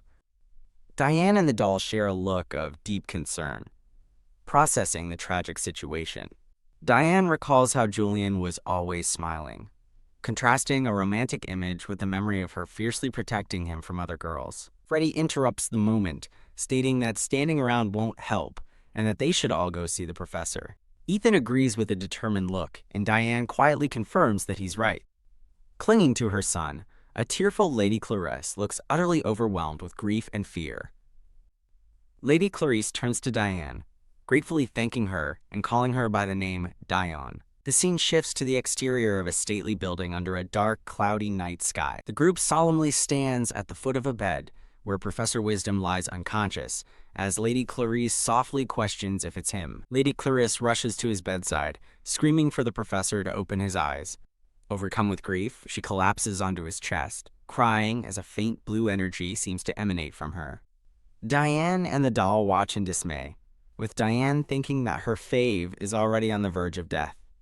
Ethan turns to Diane, asking to speak with Lady Diana outside. Outside the room, the brothers remind Diane of her grim prediction that the professor could die if he got engaged to their mother. Ethan asks if Julian's dark future is now set in stone, but Diane replies that it's not necessarily the case. The Diana doll reveals this is the second time Julian almost died, explaining that the first time, Diana and the triplets stopped it. The brothers are stunned by this revelation, as Freddy asks if she's talking about the witch hunt. The Diana doll confirms it, recalling how Mariana's mother tried to kill Julian, and Diane mentally notes that their intervention is why her fave didn't die. With renewed purpose, Diane declares that they came here to split the couple up and keep her fave from dying. The Diana doll interjects that the plan hasn't worked yet, revealing that his aura of death is now even stronger than before. A dark, foreboding image suggests that something fatal is imminent. Ethan voices his suspicion that their grandfather is behind the attack, leaving Diane utterly shocked. Furious, Diane insists this is all the more reason they need to break up Julian and her mother immediately. Back in the room, the bandaged Professor Wisdom slowly wakes, calling out a confused Clarice as she tends to him. He gives her a gentle smile as she tearfully apologizes and thanks him for being alive.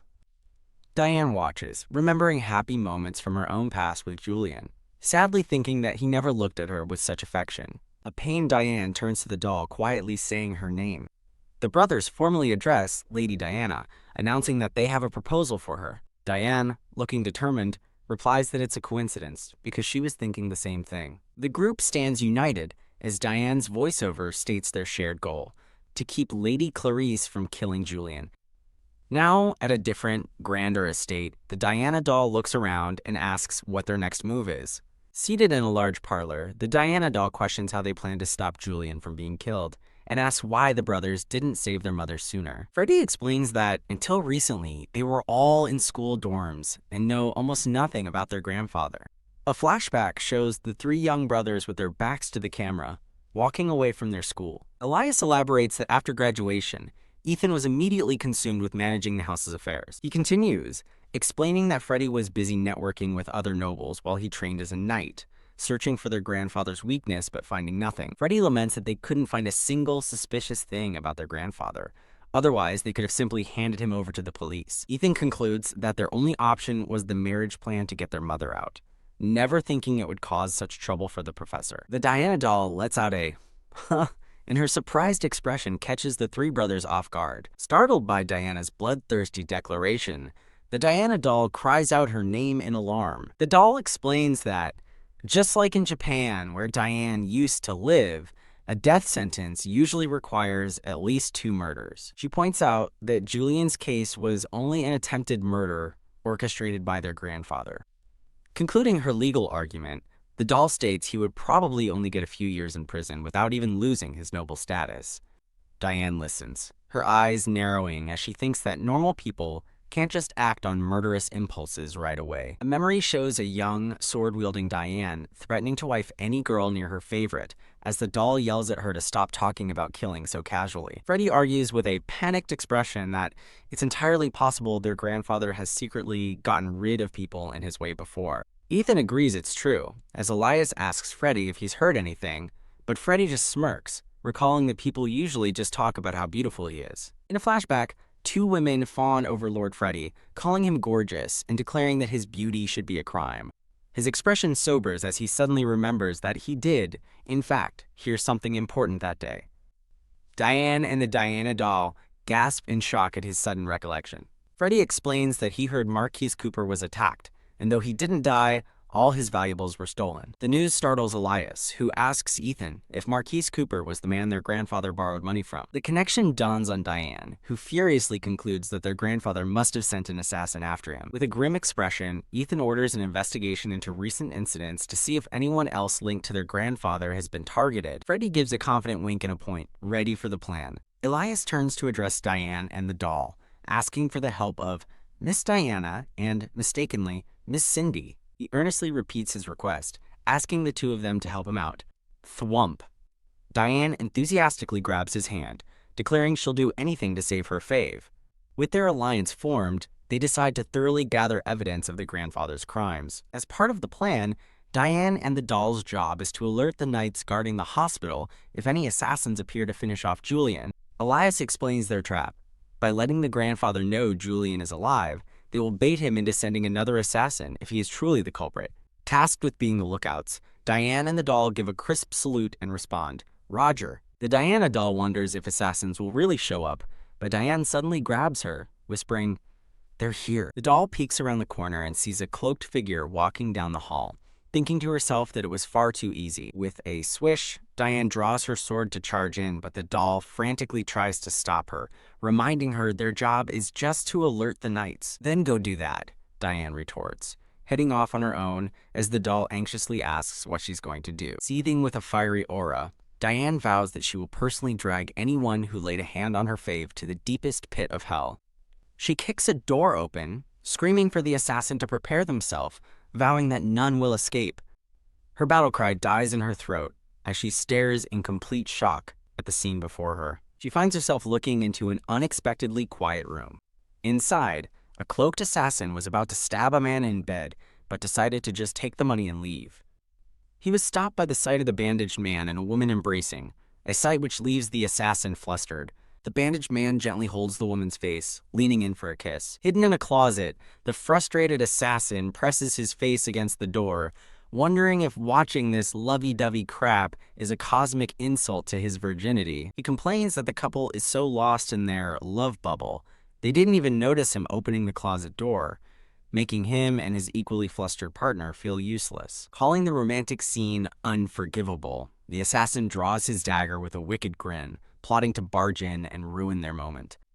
He leaps out yelling, "Prepare to die," only to be confronted by Diane, who stands ready to face the filthy assassin. Unaware of the confrontation, the couple shares a passionate kiss. Thwack! Diane comically crashes into the door, turning to stone in mid-lunge as the assassin stares, dumbfounded. The loud crash startles the couple, who break their kiss as the woman lets out a shriek. The woman stares at the intruder, mistakenly asking, "Father," while the man recognizes her, shouting, "Diana, is that you?" The woman asks if this is the Diana he's always talking about, while the man wonders why on earth she's dressed like a butler. Rumble. "Who cares about that right now?" Diane bellows, her sheer intensity causing the couple to stammer, "Why, yes, ma'am." Now in control, Diane stands over the couple, who kneel obediently on the bed as she lectures them.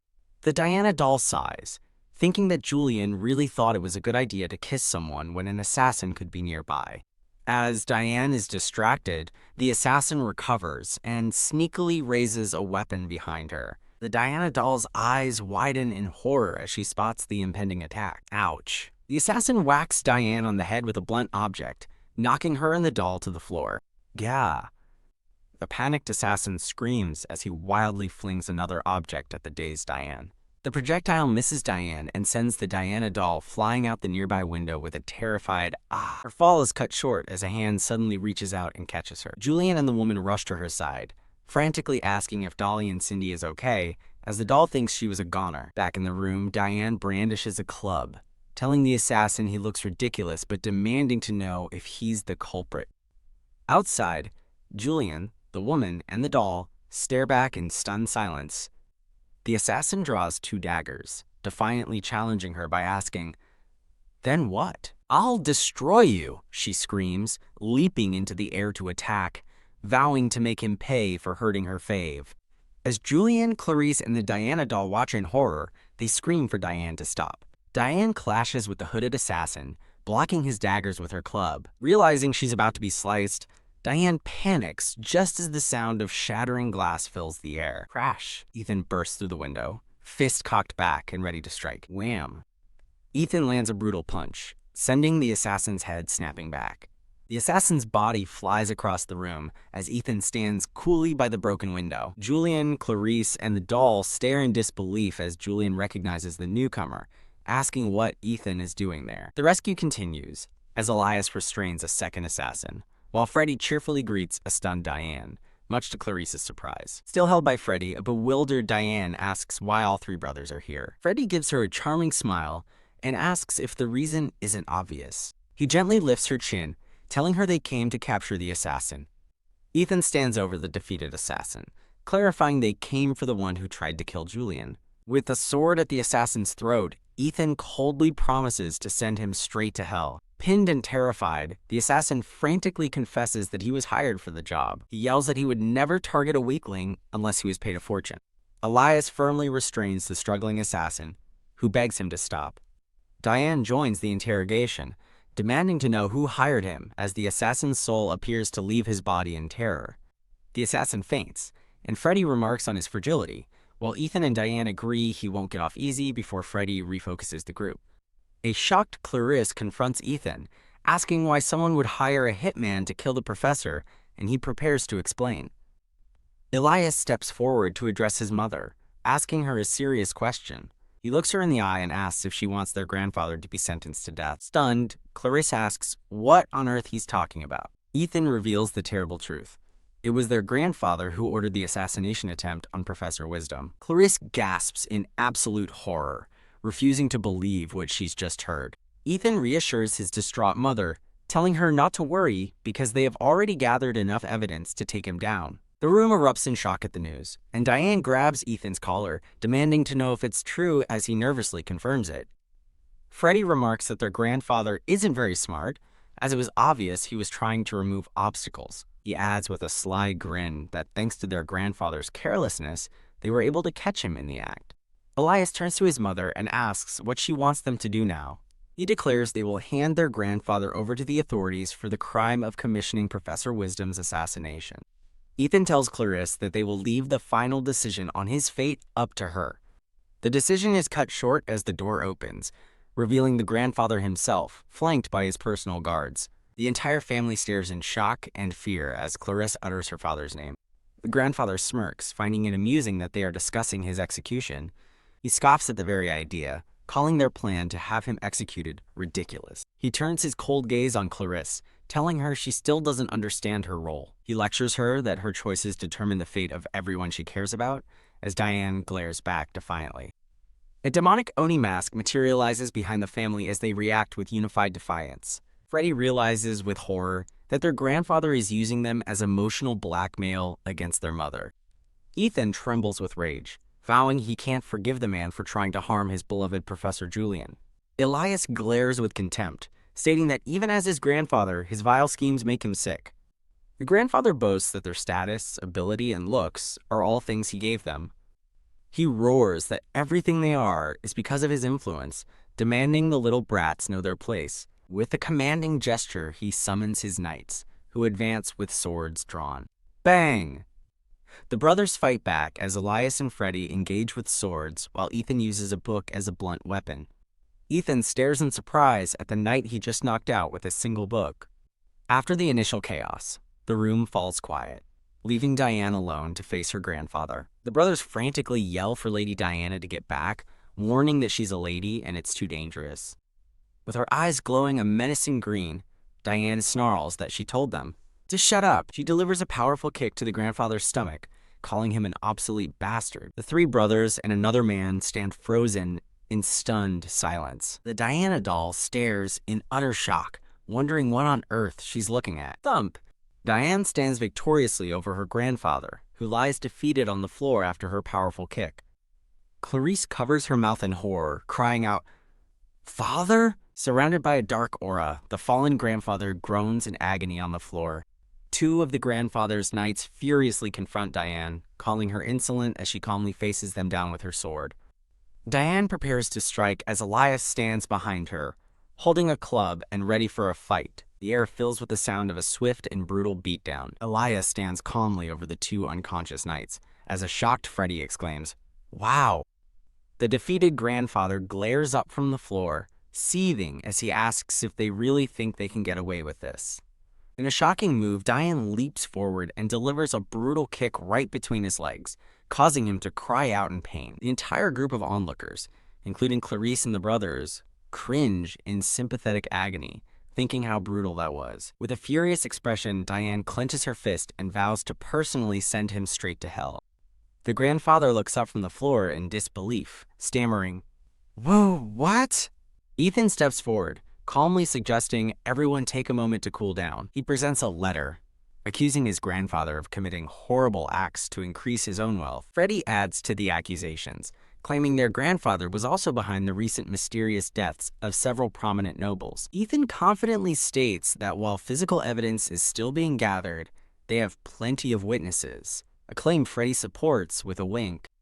The grandfather's eyes widen in terror at the mention of witnesses. Holding up a document, Ethan reveals a list of names, declaring they are all assassins and con artists hired by his grandfather. Freddy taunts his fallen grandfather, saying a little digging was all it took for this kind of incriminating evidence to fall right into their laps. Smirking, Freddy recalls his grandfather's boast about giving them their talents, sarcastically thanking him for it. Surrounded by a menacing purple aura, the three brothers loom over their grandfather, with Freddy declaring that thanks to him, they've mastered eliminating their enemies. The grandfather scoffs from the floor, defiantly asking who would believe their nonsense. Elias smiles, suggesting his grandfather ask the newly arrived royal guards himself.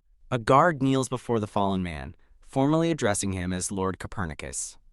As the guard sees him, Copernicus struggles violently, screaming for them to get their filthy hands off him and vowing to kill them all. With the chaos over, Julian gently comforts Clarice while the Diana doll watches from a nearby table. Diane glares at the embracing couple with pure, jealous rage, while the doll looks on with concern, The three brothers, Ethan, Freddie, and Elias, share a thoughtful, calculating look. Their thoughtful expressions turn into mischievous, plotting smirks. Peeking from a window, the Diana doll senses that a completely different kind of storm is now brewing. Diane serves tea to the three brothers in a parlor, with the doll sitting on the tea cart. With a grim expression, Diane pours the tea as the doll watches her intently. Ethan smiles, expressing his hope that they can all strengthen their bond as siblings. Freddie cheekily adds that if their mother marries Professor Wisdom, they would all become step-siblings. Enraged, Diane slams her hand down, furiously demanding to know who said she'd ever allow that marriage. She passionately declares her goal is not to get the two married, stunning Ethan and Freddie. Elias calmly states their intention to see the couple married, refusing to give up, prompting Diane to call them persistent. With a resolute look, Ethan confirms, "We are persistent." Freddie proposes they settle their disagreement with a contest, challenging Lady Diana directly. Holding her doll, Diane looks taken aback by the unexpected proposal. Ethan lays out the terms. If the brothers win, Diane must approve of the marriage, a condition that shocks both her and the doll. As an image of Julian and Clarice embracing flashes in her mind, Diane silently questions why they should get married. Back at the table, Ethan repeats the challenge, asking if she will approve the marriage if they win. Diane snaps back, asking what she gets out of the deal, as the doll confidently thinks there's no way she can lose. Ethan offers their condition. If Diane wins, they will give up trying to get their mother and Professor Wisdom married. Then I accept. Diane agrees instantly with a triumphant grin, surprising the others with her quick decision. Freddie takes her hand, explaining that the challenge is simple as he begins to lead her away. Looking up at Freddie, Diane declares the challenge must be to prove they're worthy of being her family. A flustered Diane holds up her hand, demanding more details about the challenge. Across the room, Ethan and Elias share a confident, knowing smirk. The Diana doll senses trouble, warily wondering what the brothers are planning based on the look in their eyes. The scene shifts to the exterior of an elegant dress boutique on a bright, sunny day. Inside the boutique, Diane speaks with a surprised Freddie, who stammers, Freddie quickly recovers with a confident smirk, adjusting his cravat and admitting her choice of challenge is not bad. Diane stands in a new light green and white dress, looking slightly taken aback. Leaning in, Freddie gently lifts her chin as she repeats her declaration that the challenge is to prove she's worthy of their family. At an opulent opera house, Diane asks why they are there, and Freddie explains he's treating her to the finest art in front row seats. She bluntly retorts that she'd rather be watching with her favorite person, leaving Freddie utterly stunned. From a lower balcony, a dark-haired woman looks up and spots Diane and Freddie together in their private box. Changing tactics, Freddie cheerfully suggests an art museum where she can enjoy masterpieces from around the world. Diane remains stoic and thoroughly unimpressed by his suggestion. At the museum, Freddie notices her interest in a painting and impulsively offers to buy it for her, a move that immediately shocks even himself. The camera focuses on the portrait of a kind-looking man with brown hair and glasses, revealed to be Professor Wisdom. Her eyes sparkling with hearts, Diane gushes that the man in the painting looks just like her fave, much to Freddie's surprise. In the gallery background, two other women watch the pair with interest. The scene transitions to a fancy restaurant under a beautiful sunset sky, as Freddie suggests another option. He proudly presents his next idea, a meal prepared by a 3-star chef, which catches Diane's attention. After one bite, Diane's eyes light up as she agrees it's delicious, and a pleased Freddie thinks he's finally succeeded. However, she promptly calls over a waiter to summon the chef, confounding Freddie's expectations. Grasp!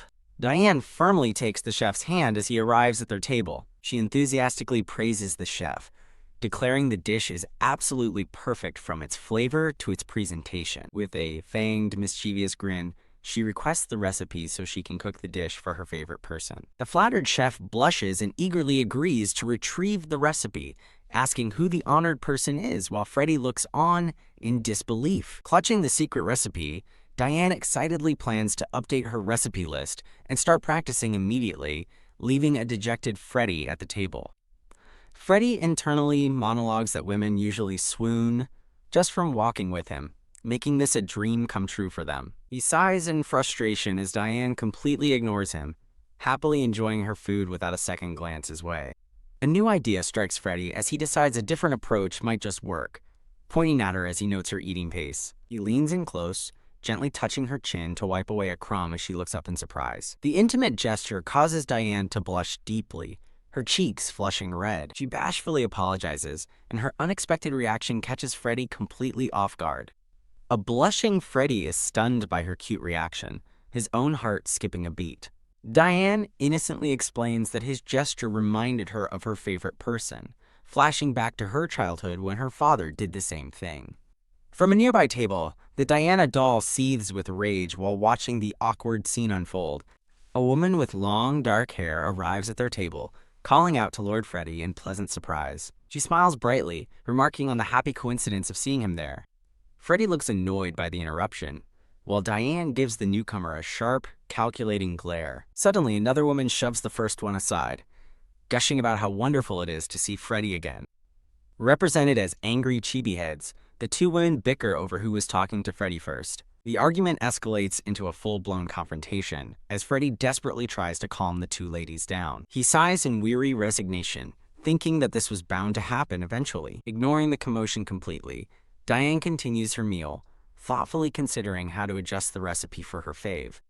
As his two admirers glare daggers at each other, Diane blissfully enjoys her food, lost in her own world. The Diana doll, observing from afar, is shocked by Diane's casual mention of adjusting the recipe. The doll recalls Ethan explaining their plan to save the professor's life from that witch, Diane. Ethan had continued, musing how fun it would be to see Professor Wisdom and that girl get together. In a violent memory, Diane savagely attacks training dummies with a flaming sword, screaming that anyone who gets in her way deserves to die as the doll futilely tries to calm her. The doll stares in abject horror, having a shocking realization.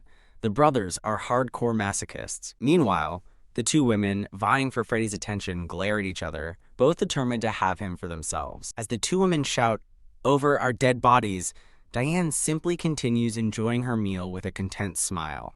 Freddie looks on nervously, recalling he had a feeling he might run into someone troublesome. In a flashback, a confident Freddie thinks that his face has always been more beautiful than art, which is why women flock to him. He remembers the lavish gifts he's received: tuxedos, perfume, pocket watches, and the constant marriage proposals from his admirers. Surrounded by fawning women, he muses that being showered with affection and gifts is a regular occurrence for him. Amid a cascade of blue flowers, he thinks that devoting himself to just one person would be a tragic loss to the world. Recalling how he gracefully rejected one woman's affections, Freddie thinks back to the two ladies currently causing a scene, noting they've always been different. In a memory, the dark-haired woman in purple offers Lord Freddie a beauty product she made for him, but he shocks himself by refusing to accept gifts, internally screaming, "Why?" Surrounded by a menacing purple aura, the woman explains she made the gift from the bottom of her heart, thinking only of him. Freddie recoils in terror, wondering if this is some dark magic from a witch trying to hex his heart. He stammers his thanks and accepts the gift, privately planning to have his butler dispose of the cursed item later. He recalls his thoughts on the two women. One tries to hex him with dark magic, while the other. In another memory, the brown-haired woman asks to be excused for a moment during tea, and he politely agrees as she promises to be waiting. Accompanied by his butler, Freddie walks down a long, quiet hallway. He pauses in the grand corridor, sensing he's not alone. With a sharp gaze, Freddie calls out to the hidden person, stating there's no point in hiding anymore. The brown-haired woman emerges, blushing furiously as she declares it must be fate that he noticed her with his breathtaking face. She clings to a panicked Freddie, vowing to follow him anywhere as he desperately tries to escape by claiming he needs the restroom. Back in the present, Freddie watches the unfolding chaos with concern, worried what might happen if he lets those two get near Diane. The two women confront Diane, with the brown-haired one angrily demanding to know who she is to Lord Freddie. Still holding her dinner knife, Diane gives them a cold, dangerous glare and asks them to repeat themselves. Looking down on her with disgust, the two women mock Diane as plain and ugly, ordering her to know her place. In a flashback to her past life, Diane recalls two other girls fighting over a man named Ikemi, each claiming he belongs to her. As the past fight escalates into a hair-pulling brawl, she thinks how frustrating it is that attractive men can't control their admirers. Ha! Diane lets out an exhausted sigh and buries her face in her hands, leaving the others watching in confusion. She internally groans, thinking she understands their obsession with the narcissist, but their delusional fangirling is still too much. Slamming her hands on the table, she furiously lectures the two women, telling them not to half-ass their fangirling like a couple of brats. Freddie and the two women are left speechless by her bizarre outburst, questioning her strange choice of words. Diane shoves a stunned Freddie aside, bluntly stating that while she understands chasing looks, he's not her type at all. Turning to his admirers, she explains that a celebrity's reputation is directly tied to their fans, and their behavior reflects on him. She passionately argues that people judge their favorite person based on their supporters, as that's simply how the world works. With a fierce expression, she challenges them, asking if they could handle everyone thinking Freddie is an arrogant gremlin just like them. The two women burst into tears, apologizing and wailing that they couldn't bear the thought of people calling Lord Freddie a jerk. A smiling Diane gently pats their heads, much to their surprise. She extends a hand to them, reminding them that their favorite person isn't just some pretty object on display. Freddie is struck by her words, realizing she sees him as a real, living person, unlike the idols from her past world. With a confident wink, Diane concludes that if they follow her advice, both they and their idol can find true happiness. Humbled, the two women grasp her hands, begging her to teach them her ways and vowing to call her master. Diane laughs heartily, pleased with her successful intervention. Lost in thought, Freddie touches his cravat, repeating her words to himself, that I'm a real person. As their carriage departs, the two women bow deeply, thanking Lady Diana for her wisdom as she waves them off, satisfied. Diane stretches triumphantly while Freddie looks on in disbelief, stammering, really. She turns to him with a bright, confident smile and casually confirms his question. Just then, a voice calls out for Ethan, and both Diane and Freddie turn toward the sound in surprise. Ethan appears with a book, inviting Lady Diana to discuss it with him tomorrow, an offer she eagerly accepts before they walk off together. As Diane happily leaves with her new book, Freddie watches with newfound determination, vowing to win her heart next time. The scene shifts to the beautiful seaside town of Fistoria, where Diane arrives with Ethan, marveling at the view. Ethan explains that Fistoria is the country's main trade hub, but adds with a sly grin that it's important to them for another reason. He proudly presents a book titled The Great Love of Fistoria, revealing the town is the setting of Professor Julian's masterpiece, delighting Diane.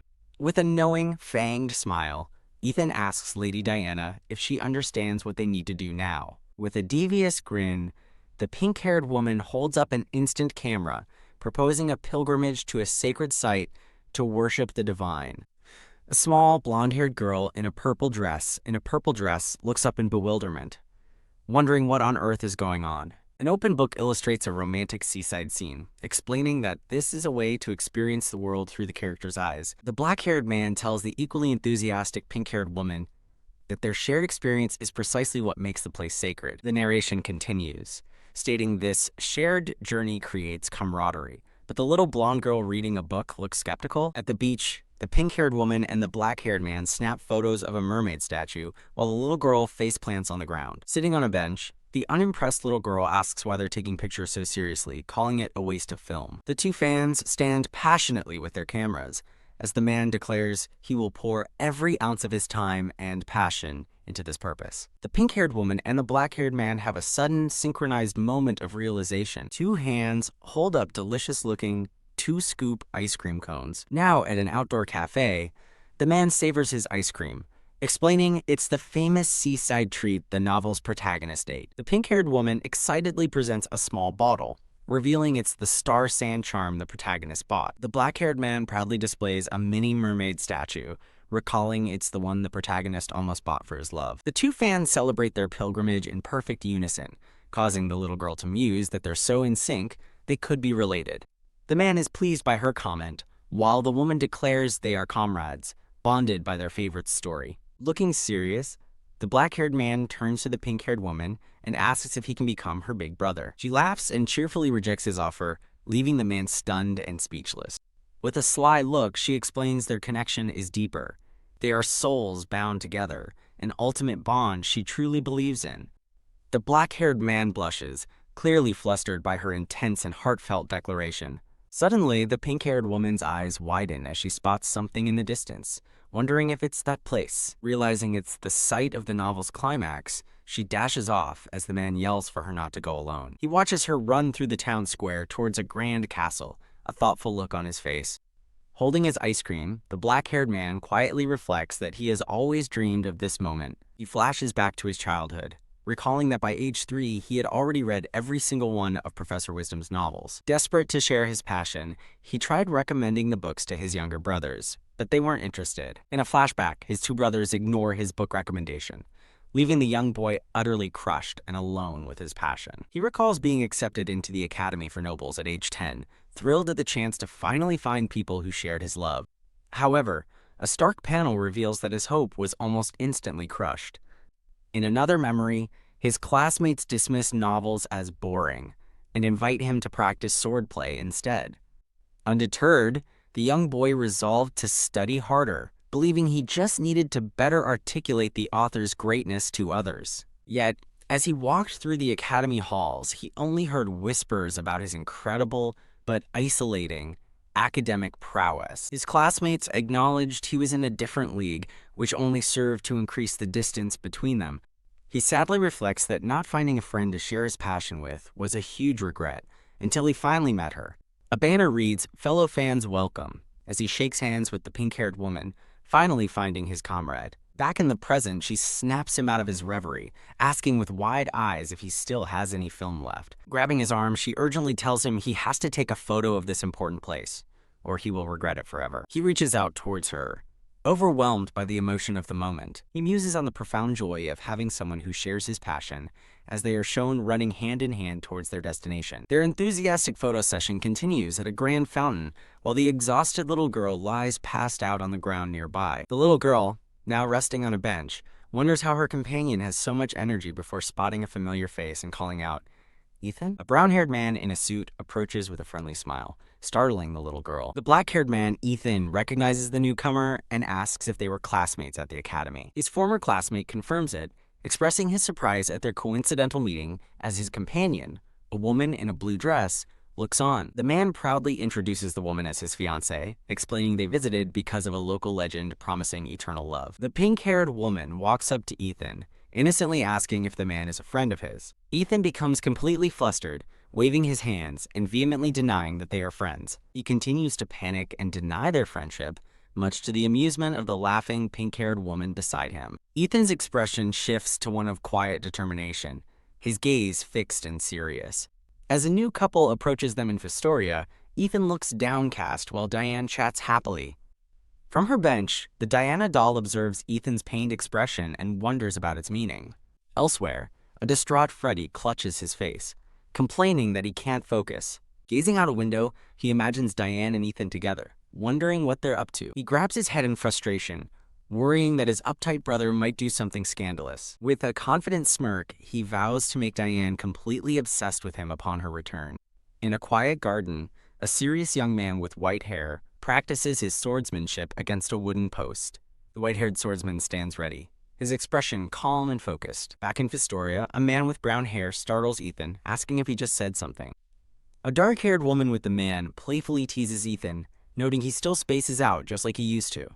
A flustered Ethan tries to dismiss her comment while Diane smiles beside him, holding her book. From an overhead view, the doll watches as Diane stands apart, absorbed in her reading. The brown-haired man approaches Diane, excitedly asking if she knows the book she's holding. The couple gushes over the book's beautiful emotions and rich world, with the man admitting a certain boat scene brought him to tears.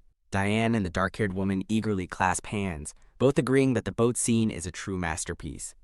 An illustration from the book shows the romantic scene of 2 lovers in a boat under the moonlight. The dark-haired woman suggests their meeting was fated, proposing they exchange contact information to keep chatting about the book. Watching them bond, a dejected Ethan thinks he believed that book was a special connection, shared only between the 2 of them. The brown-haired man watches Ethan, who stands silently holding the doll. As chibi versions, the man suggests they should head back, though the woman wishes they could talk more. He reasons that they shouldn't interrupt Diane and Ethan's time together, and she agrees it would be rude. The woman waves toward a building, telling Ethan about an amazing place they visited earlier. Waving goodbye, the couple wishes Ethan good luck on his outing with Diane. Ethan suddenly announces they should visit the sacred ground, much to the doll's shock, as Diane is already running toward it. A frantic Ethan calls for Lady Diana to wait, realizing this is about to become very troublesome. Now in a rowboat, Diane holds the doll and marvels that the beautiful view is exactly as described in the novel. Diane's face glows with pure, unadulterated joy. She laughs happily while clutching the wide-eyed, nervous-looking doll. Ethan quietly agrees with her assessment, though his own expression is somber. He sadly reflects that her beautiful smile isn't meant for him, picturing her smiling at the professor instead. He pulls out an instant camera. Sitting in the boat with the camera, he thinks to himself how much his heart hurts. The doll looks up at him with concern, quietly asking if he's okay. Wah!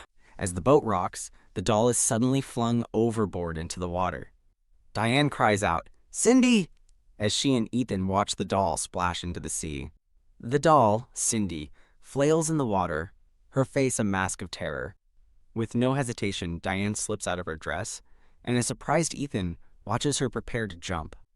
With a look of grim determination, Diane dives toward the water. Ethan yells her name in alarm as she disappears beneath the waves. He panics, terrified at the thought of something terrible happening to her. Diane surfaces with a gasp, holding a stunned Cindy safely in her arms. Ethan reaches out desperately, pleading for her to take his hand. Leaning over the edge of the boat, he extends his hand to pull her from the water. As she takes his hand, he has a moment of clarity, finally understanding the source of his pain.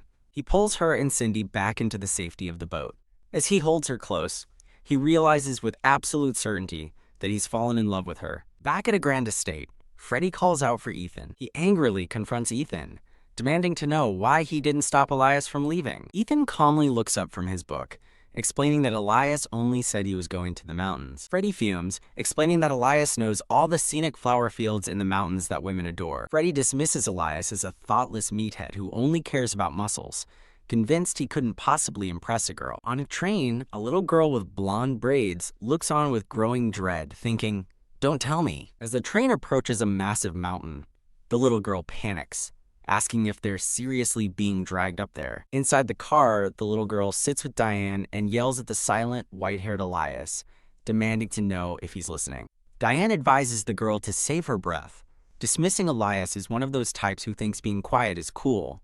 Elias remains calm, believing it's better to conserve energy when possible. Startled by his stoicism, Diane looks at him in disbelief, wondering what's with him. She's shocked to find he's simply fallen asleep, completely ignoring her. Holding the now sleeping girl, Diane fumes at the sleeping Elias, wondering what ordeal he plans to put them through. Having arrived, Diane stands aghast before a fortress high in the mountains, wondering what this place is. She argues that night training grounds are near the royal castle, just as her father's novel described.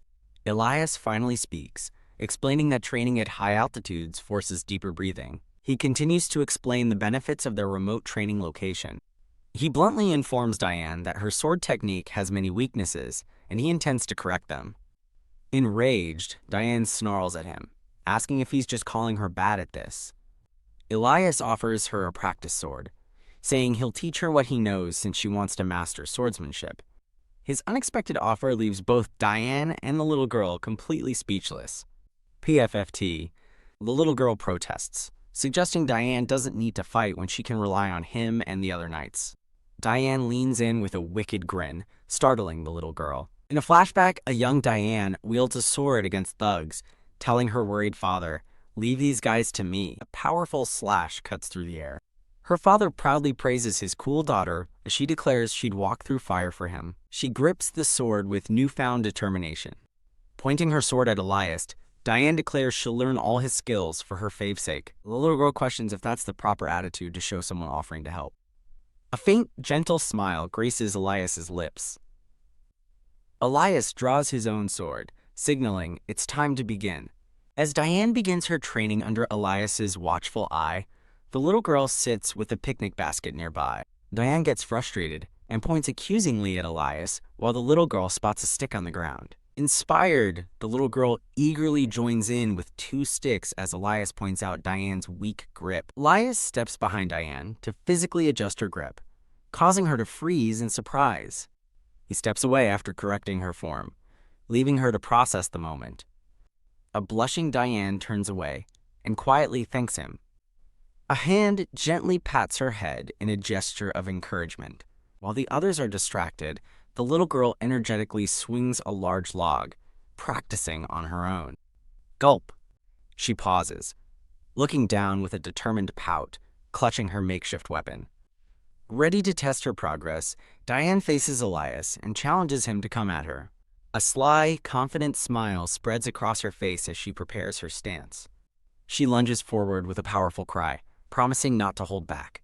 Their blades meet with a resounding clang, sparking with energy. Diane presses her attack, moving with surprising speed and agility.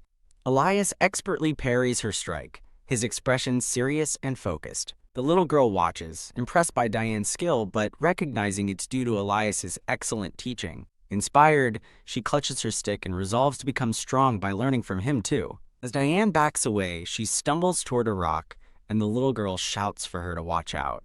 In a flash, Elias moves in and catches Diane, preventing her fall. He holds her securely in his arms, their faces just inches apart as they stare into each other's eyes. The moment lingers as they remain locked in a silent, surprised gaze. Stunned after her fall, Diane looks up as Elias asks if she's hurt. Elias looks down with a hint of confusion and concern on his face. As he helps her up, an angry Diane tells him to let go of her. Thump! Startled, Diane's eyes widen in surprise. The little girl rushes over, worriedly asking Diana what's wrong and if she has a stomachache. Blushing, Diane dismisses their concern, claiming she just got a little dizzy. The little girl insists she doesn't look okay, clearly worried about her. Without warning, Elias sweeps Diane into his arms, leaving her shocked and demanding to know what he's doing. Flustered in his arms, Diane demands to know where he's taking her. He carries her out of the training grounds and into the woods, ignoring her shouts for an answer as the little girl hurries to follow. They arrive at a secluded hot spring filled with monkeys, leaving Diane and the little girl stunned as Elias calmly explains what it is.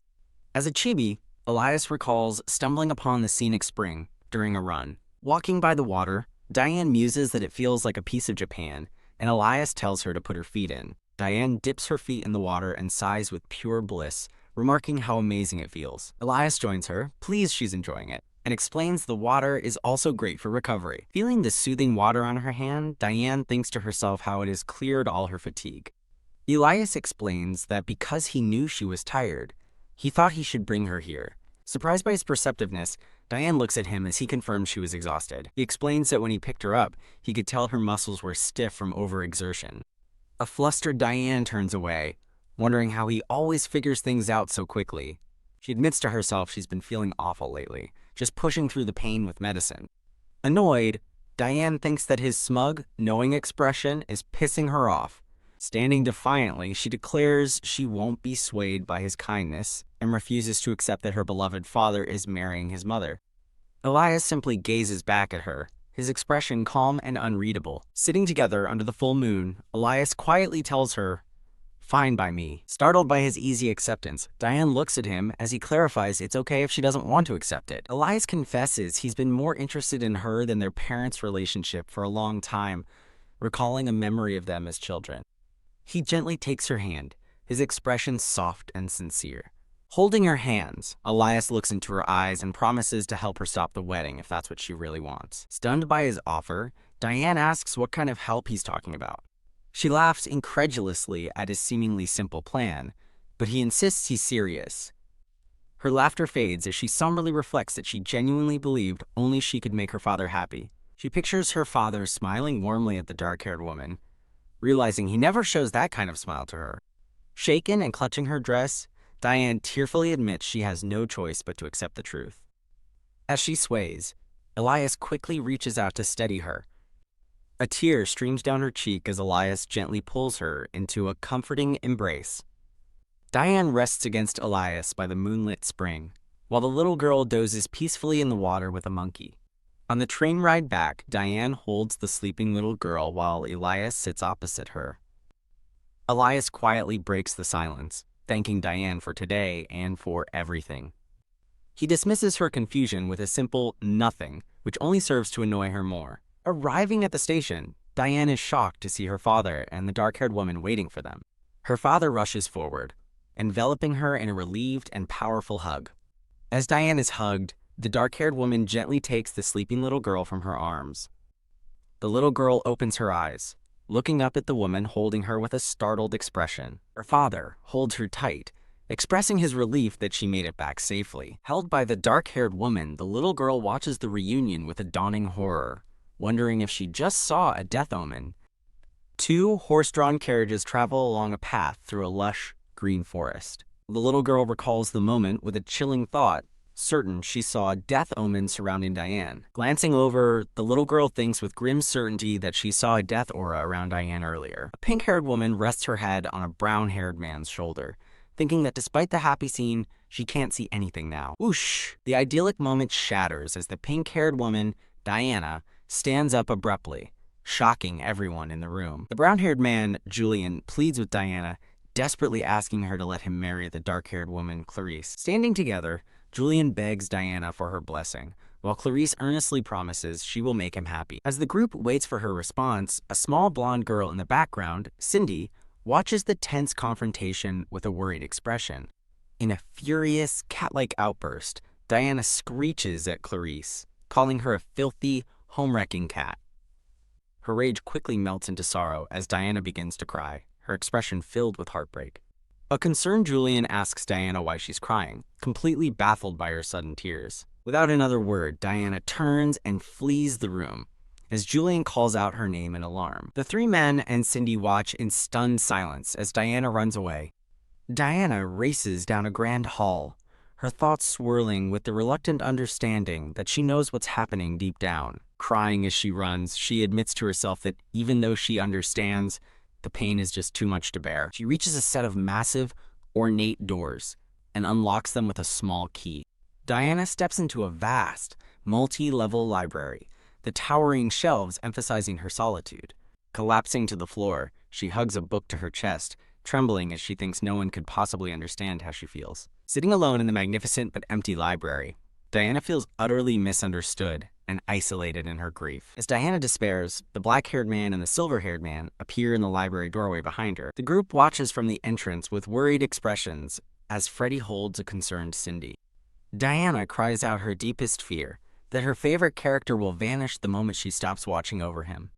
Clarice begins her own story, recalling how her favorite was so unpopular that his merchandise was always left behind at the fan shop. She remembers working countless nights at different jobs just to support him and save him from being forgotten. Even when she was exhausted, she kept going, because seeing his smile in photos and merchandise made it all worthwhile. Lovingly embracing a plushie of Julian, Clarice declares that he was her sole reason to live. Back in the present, Clarice tells the others that she could always see how great Julian was, even when no one else in the world could. A smiling Julian is shown holding a book, as Clarice recalls how he always gave everything his all and saw his goals through to the end. As her tears fall onto the book's cover, Clarice explains she believed she had to be the one to support him so he could continue to exist. In the library, Diana screams in anguish, believing Julian doesn't need her anymore and that no one can understand her pain. Julian suddenly embraces Diana from behind, insisting there's no way she isn't needed,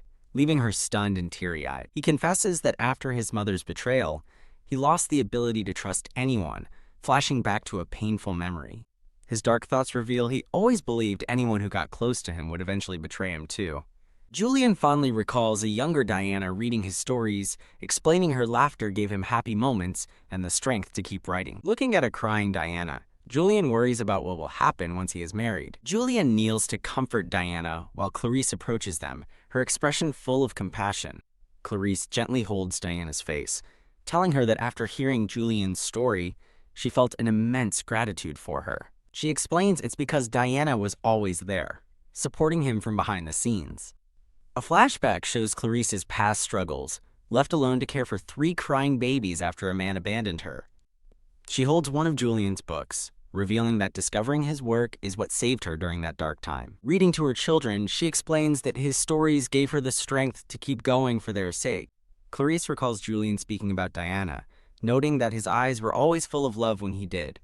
Taking Diana's hands, Clarice tells her that the man she loves is the same man who loves Diana with all his heart. Clarice continues, confessing that, in learning about Diana's devotion, she found herself loving her too. Diana tearfully questions how Clarice could love her, since they've never even met before. With a warm and sincere smile, Clarice says she wants to become someone who loves Diana more than anyone else. Overwhelmed by her kindness, Diana can only stare with wide, tear-filled eyes as Clarice asks for the chance to do so. The others watch from a distance, holding their breath as they wonder what Diana will decide. Wiping away a tear, Diana finally relents, announcing that if they feel that strongly, she will approve their wedding. Overjoyed, Clarice and Julian pull Diana into a crushing hug as she protests that she can't breathe. The onlookers react with relief and joy. The black-haired man sobs happily while Freddie and Cindy look comically squished. The celebration stops as Diana suddenly clutches her head in pain, causing Julian and Clarice to ask what's wrong. Thud! Diana suddenly collapses onto the floor, shocking everyone. The little girl's eyes widen in shock as she realizes the dire situation. As a pink-haired woman collapses, the little girl confirms the death omen was real and frighteningly intense. A group of men stands in shock as the little girl, held by one of them, grimly concludes the woman may not have a year left to live. At a medical facility, Diane's worried father asks a doctor if she'll be okay, and the doctor urges him to calm down. The doctor explains that the sleeping pink-haired woman is likely just suffering from exhaustion and should be discharged by tomorrow. The group bursts into celebration, relieved by the good news, as one man suggests they all eat together once she's better. Startled by a sudden voice, the dark-haired woman and the bespectacled man look around in confusion, wondering where it came from. The little girl calmly announces her presence, leaving the man and woman stunned as they realize the baby just spoke. While the others resign themselves to the revelation, the black-haired man admits he's relieved he no longer has to keep her ability a secret. The bespectacled man panics, asking if Cindy just talked and questioning why the others are so calm about it. The little girl is suddenly lifted into the air, startling the blonde-haired man. Now standing, Cindy tells the group she'll explain everything later, but must first share the most important news. Perched on the nightstand, she addresses the room, warning them that if things continue as they are, the scene focuses on the pink-haired woman sleeping peacefully in her bed. She'll die, Cindy finishes gravely, as the entire group stares in horror. Two of the men shout in disbelief, demanding to know what she means by Lady Diana is going to die. The bespectacled man interrupts, his expression frantic. He demands to know why Cindy is even talking, and she sheepishly apologizes, agreeing they should have started there. Cindy begins her explanation, revealing she is a Grim Reaper who guards the gates of the afterlife. She clarifies that her powers give her eyes that can see people who are approaching death. The men point in shock, repeating in disbelief that she's a Grim Reaper. Cindy confirms it's true, admitting she hadn't intended to reveal any of this. A comical vision appears of the sleeping Diane protesting, telling them not to spill her secrets while she's asleep. Cindy looks at the sleeping woman, thinking that she knows how to read the room and won't reveal everything. She begins to recount a memory of her past life with another Grim Reaper.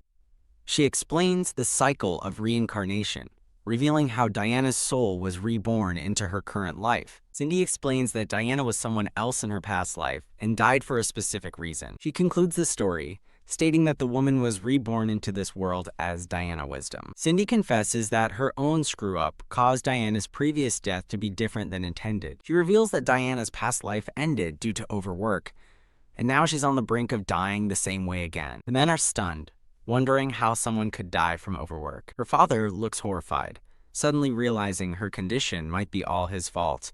A memory shows a young Diana cheerfully offering to take care of all the household duties for her father.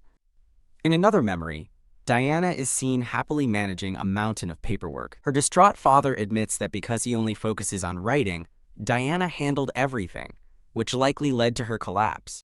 A sleepy Cindy recalls asking a late-night working Diana when she's going to bed. Diana had declared her work for her fave is endless, her expression showing an obsessive need to manage every detail for him. In another flashback, Cindy pleads with Diana to take a break, but Diana refuses, insisting she can't waste a second when it's for her fave. Cindy tells the crying father, Julian, that while she feels bad for him, the truth must be told. She explains that Diana has always overworked herself for those she loves, both in her past life and now for her father, declaring it can't happen again. Overcome with guilt, Julian weeps by Diana's bedside, promising he'll do chores from now on so she doesn't die because of him. The blonde-haired man asks if this change will only last until she's recovered. No way, Cindy says, reminding them that this is the same girl who infiltrated their estate just to stop Julian's death. The three knights look on with deeply troubled expressions. Cindy warns that separating Diana from her work would be torture for her, possibly causing her to destroy things in frustration. Julian continues to cry, clutching his daughter's blanket in despair. As a vision of the other Reaper appears, Cindy reflects on her purpose. She muses that when someone brings you so much happiness, it's only natural to want to help them live longer. The black-haired knight steps forward to speak with Cindy, who tells him to drop the formal "san." The black-haired man and a pink-haired man enthusiastically shake hands as fellow fans, while a wide-eyed Cindy thinks their synchronization is amazing. The black-haired man announces he's figured out what they need to do to stop Lady Diana from dying. A promotional image shows a pink-haired woman in an ornate black and red dress, sitting on a throne. The black-haired man repeats his claim to the concerned group, confident he knows how to prevent Lady Diana's death. He begins his explanation by asking the others if they remember a time from his childhood when he couldn't eat. The blonde-haired man recalls it was because a character Ethan liked died in a novel, an event the silver-haired man dubs the meal cancellation incident. Cindy stares blankly, sweat dripping down her face as she processes the word meal. The dark-haired woman remembers preparing Ethan's favorite foods to no avail, recalling a memory of him refusing to eat a single bite at the dinner table. Cindy asks the black-haired man if he really couldn't eat just because a character died, and he soberly confirms it. He clutches his chest dramatically, admitting that even now, the memory of his favorite's untimely death makes it hard for him to breathe. Julian apologizes, but the man insists it's fine, explaining he now understands the death was a necessary plot point. He admits, however, that at the time, it was just too difficult for him to accept the truth. He reflects that losing the character he was so passionate about felt like losing his very reason to live. Gazing toward Diana's room, he observes that he and Lady Diana expressed their love for Mr. Wisdom's works in very similar ways. The blonde and silver-haired men listen with serious expressions, understanding the connection he's making. He proposes that the method he once used to overcome his grief might also work for Diana, prompting an eager Cindy to ask what he did. While the other men seem to understand, a confused Cindy throws her hands up, demanding to know what that is. The blonde-haired man smiles, making a heart with his hands as he announces, "Operation. Make lots of favorite characters." In a flashback, the younger blonde and silver-haired boys eagerly show a book to a dejected young Ethan, hoping he'll like it. They point to a drawing of a knight, suggesting the character could do something even cooler if Ethan cheered him on. The two friends encourage Ethan to eat and regain his energy so he can properly cheer for his new favorite characters. The open book reveals sketches of a knight and another character on horseback. The memory shows the three boys happily engrossed in reading books together. Soon after, a determined young Ethan is shown at the dinner table, finally eating his meal. The two boys high-five in celebration, cheering that Ethan is finally eating again. The blonde-haired man proudly concludes that this is how they ended Ethan's meal cancel arc, leaving the dark-haired woman stunned. The black-haired man recalls how happy it made him that his friends, who had no interest in the books, tried so hard just to find a new character for him to like. As Julian and the dark-haired woman smile, the group realizes the books are full of many other important characters to love. The black-haired man explains that his friends helped him see there were important things beyond the book, teaching him not to wear himself down. He theorizes that this past experience holds the key to saving Diana now, by helping her realize that other precious things exist. Dressed as a detective, Cindy announces a plan to analyze Diana's obsession, equating her favorite character with the concept of an Oshi. She explains that because all of Diana's feelings are hyper-focused on Julian, she would do anything for her Oshi, even die for him. An illustration shows Diana lovingly clutching a giant heart surrounded by miniature, adoring versions of herself. The mini Dianas ignore everything else, proving she doesn't care about other important things when focused on her favorite. The black-haired man asks if this means Diana will be fine as long as she has other important things, and Cindy agrees that it's logical. However, Cindy points menacingly, recalling how Diana once threatened a god of death, proving her feelings for her favorite are far too intense. Cindy reveals she checked Diana's life record, flashing back to a memory of a Reaper being berated over a video call for making his boss mad.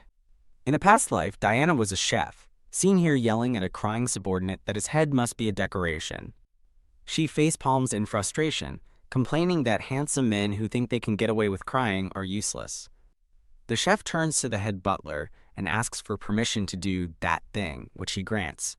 She fiercely lectures her subordinate on sincerity, vowing to give him the push he needs to destroy his useless pride. Holding a knife over a threateningly cute dish, she tells him to beg on the ground. As the Reaper watching the scene concludes he'd never want her as an enemy. Cindy reflects that Diana's past self was just bad at expressing herself, but was still caring in her own way. A memory shows Diana giving a maid hand cream, causing the other maids to swoon over her kindness. Standing side by side, Diana and her past self are shown, suggesting she has always been a person who likes to care for others. A sly grin spreads across Cindy's face as she announces that she has a good idea. Cindy gathers the group close, mumbling her plan to them in a hushed whisper.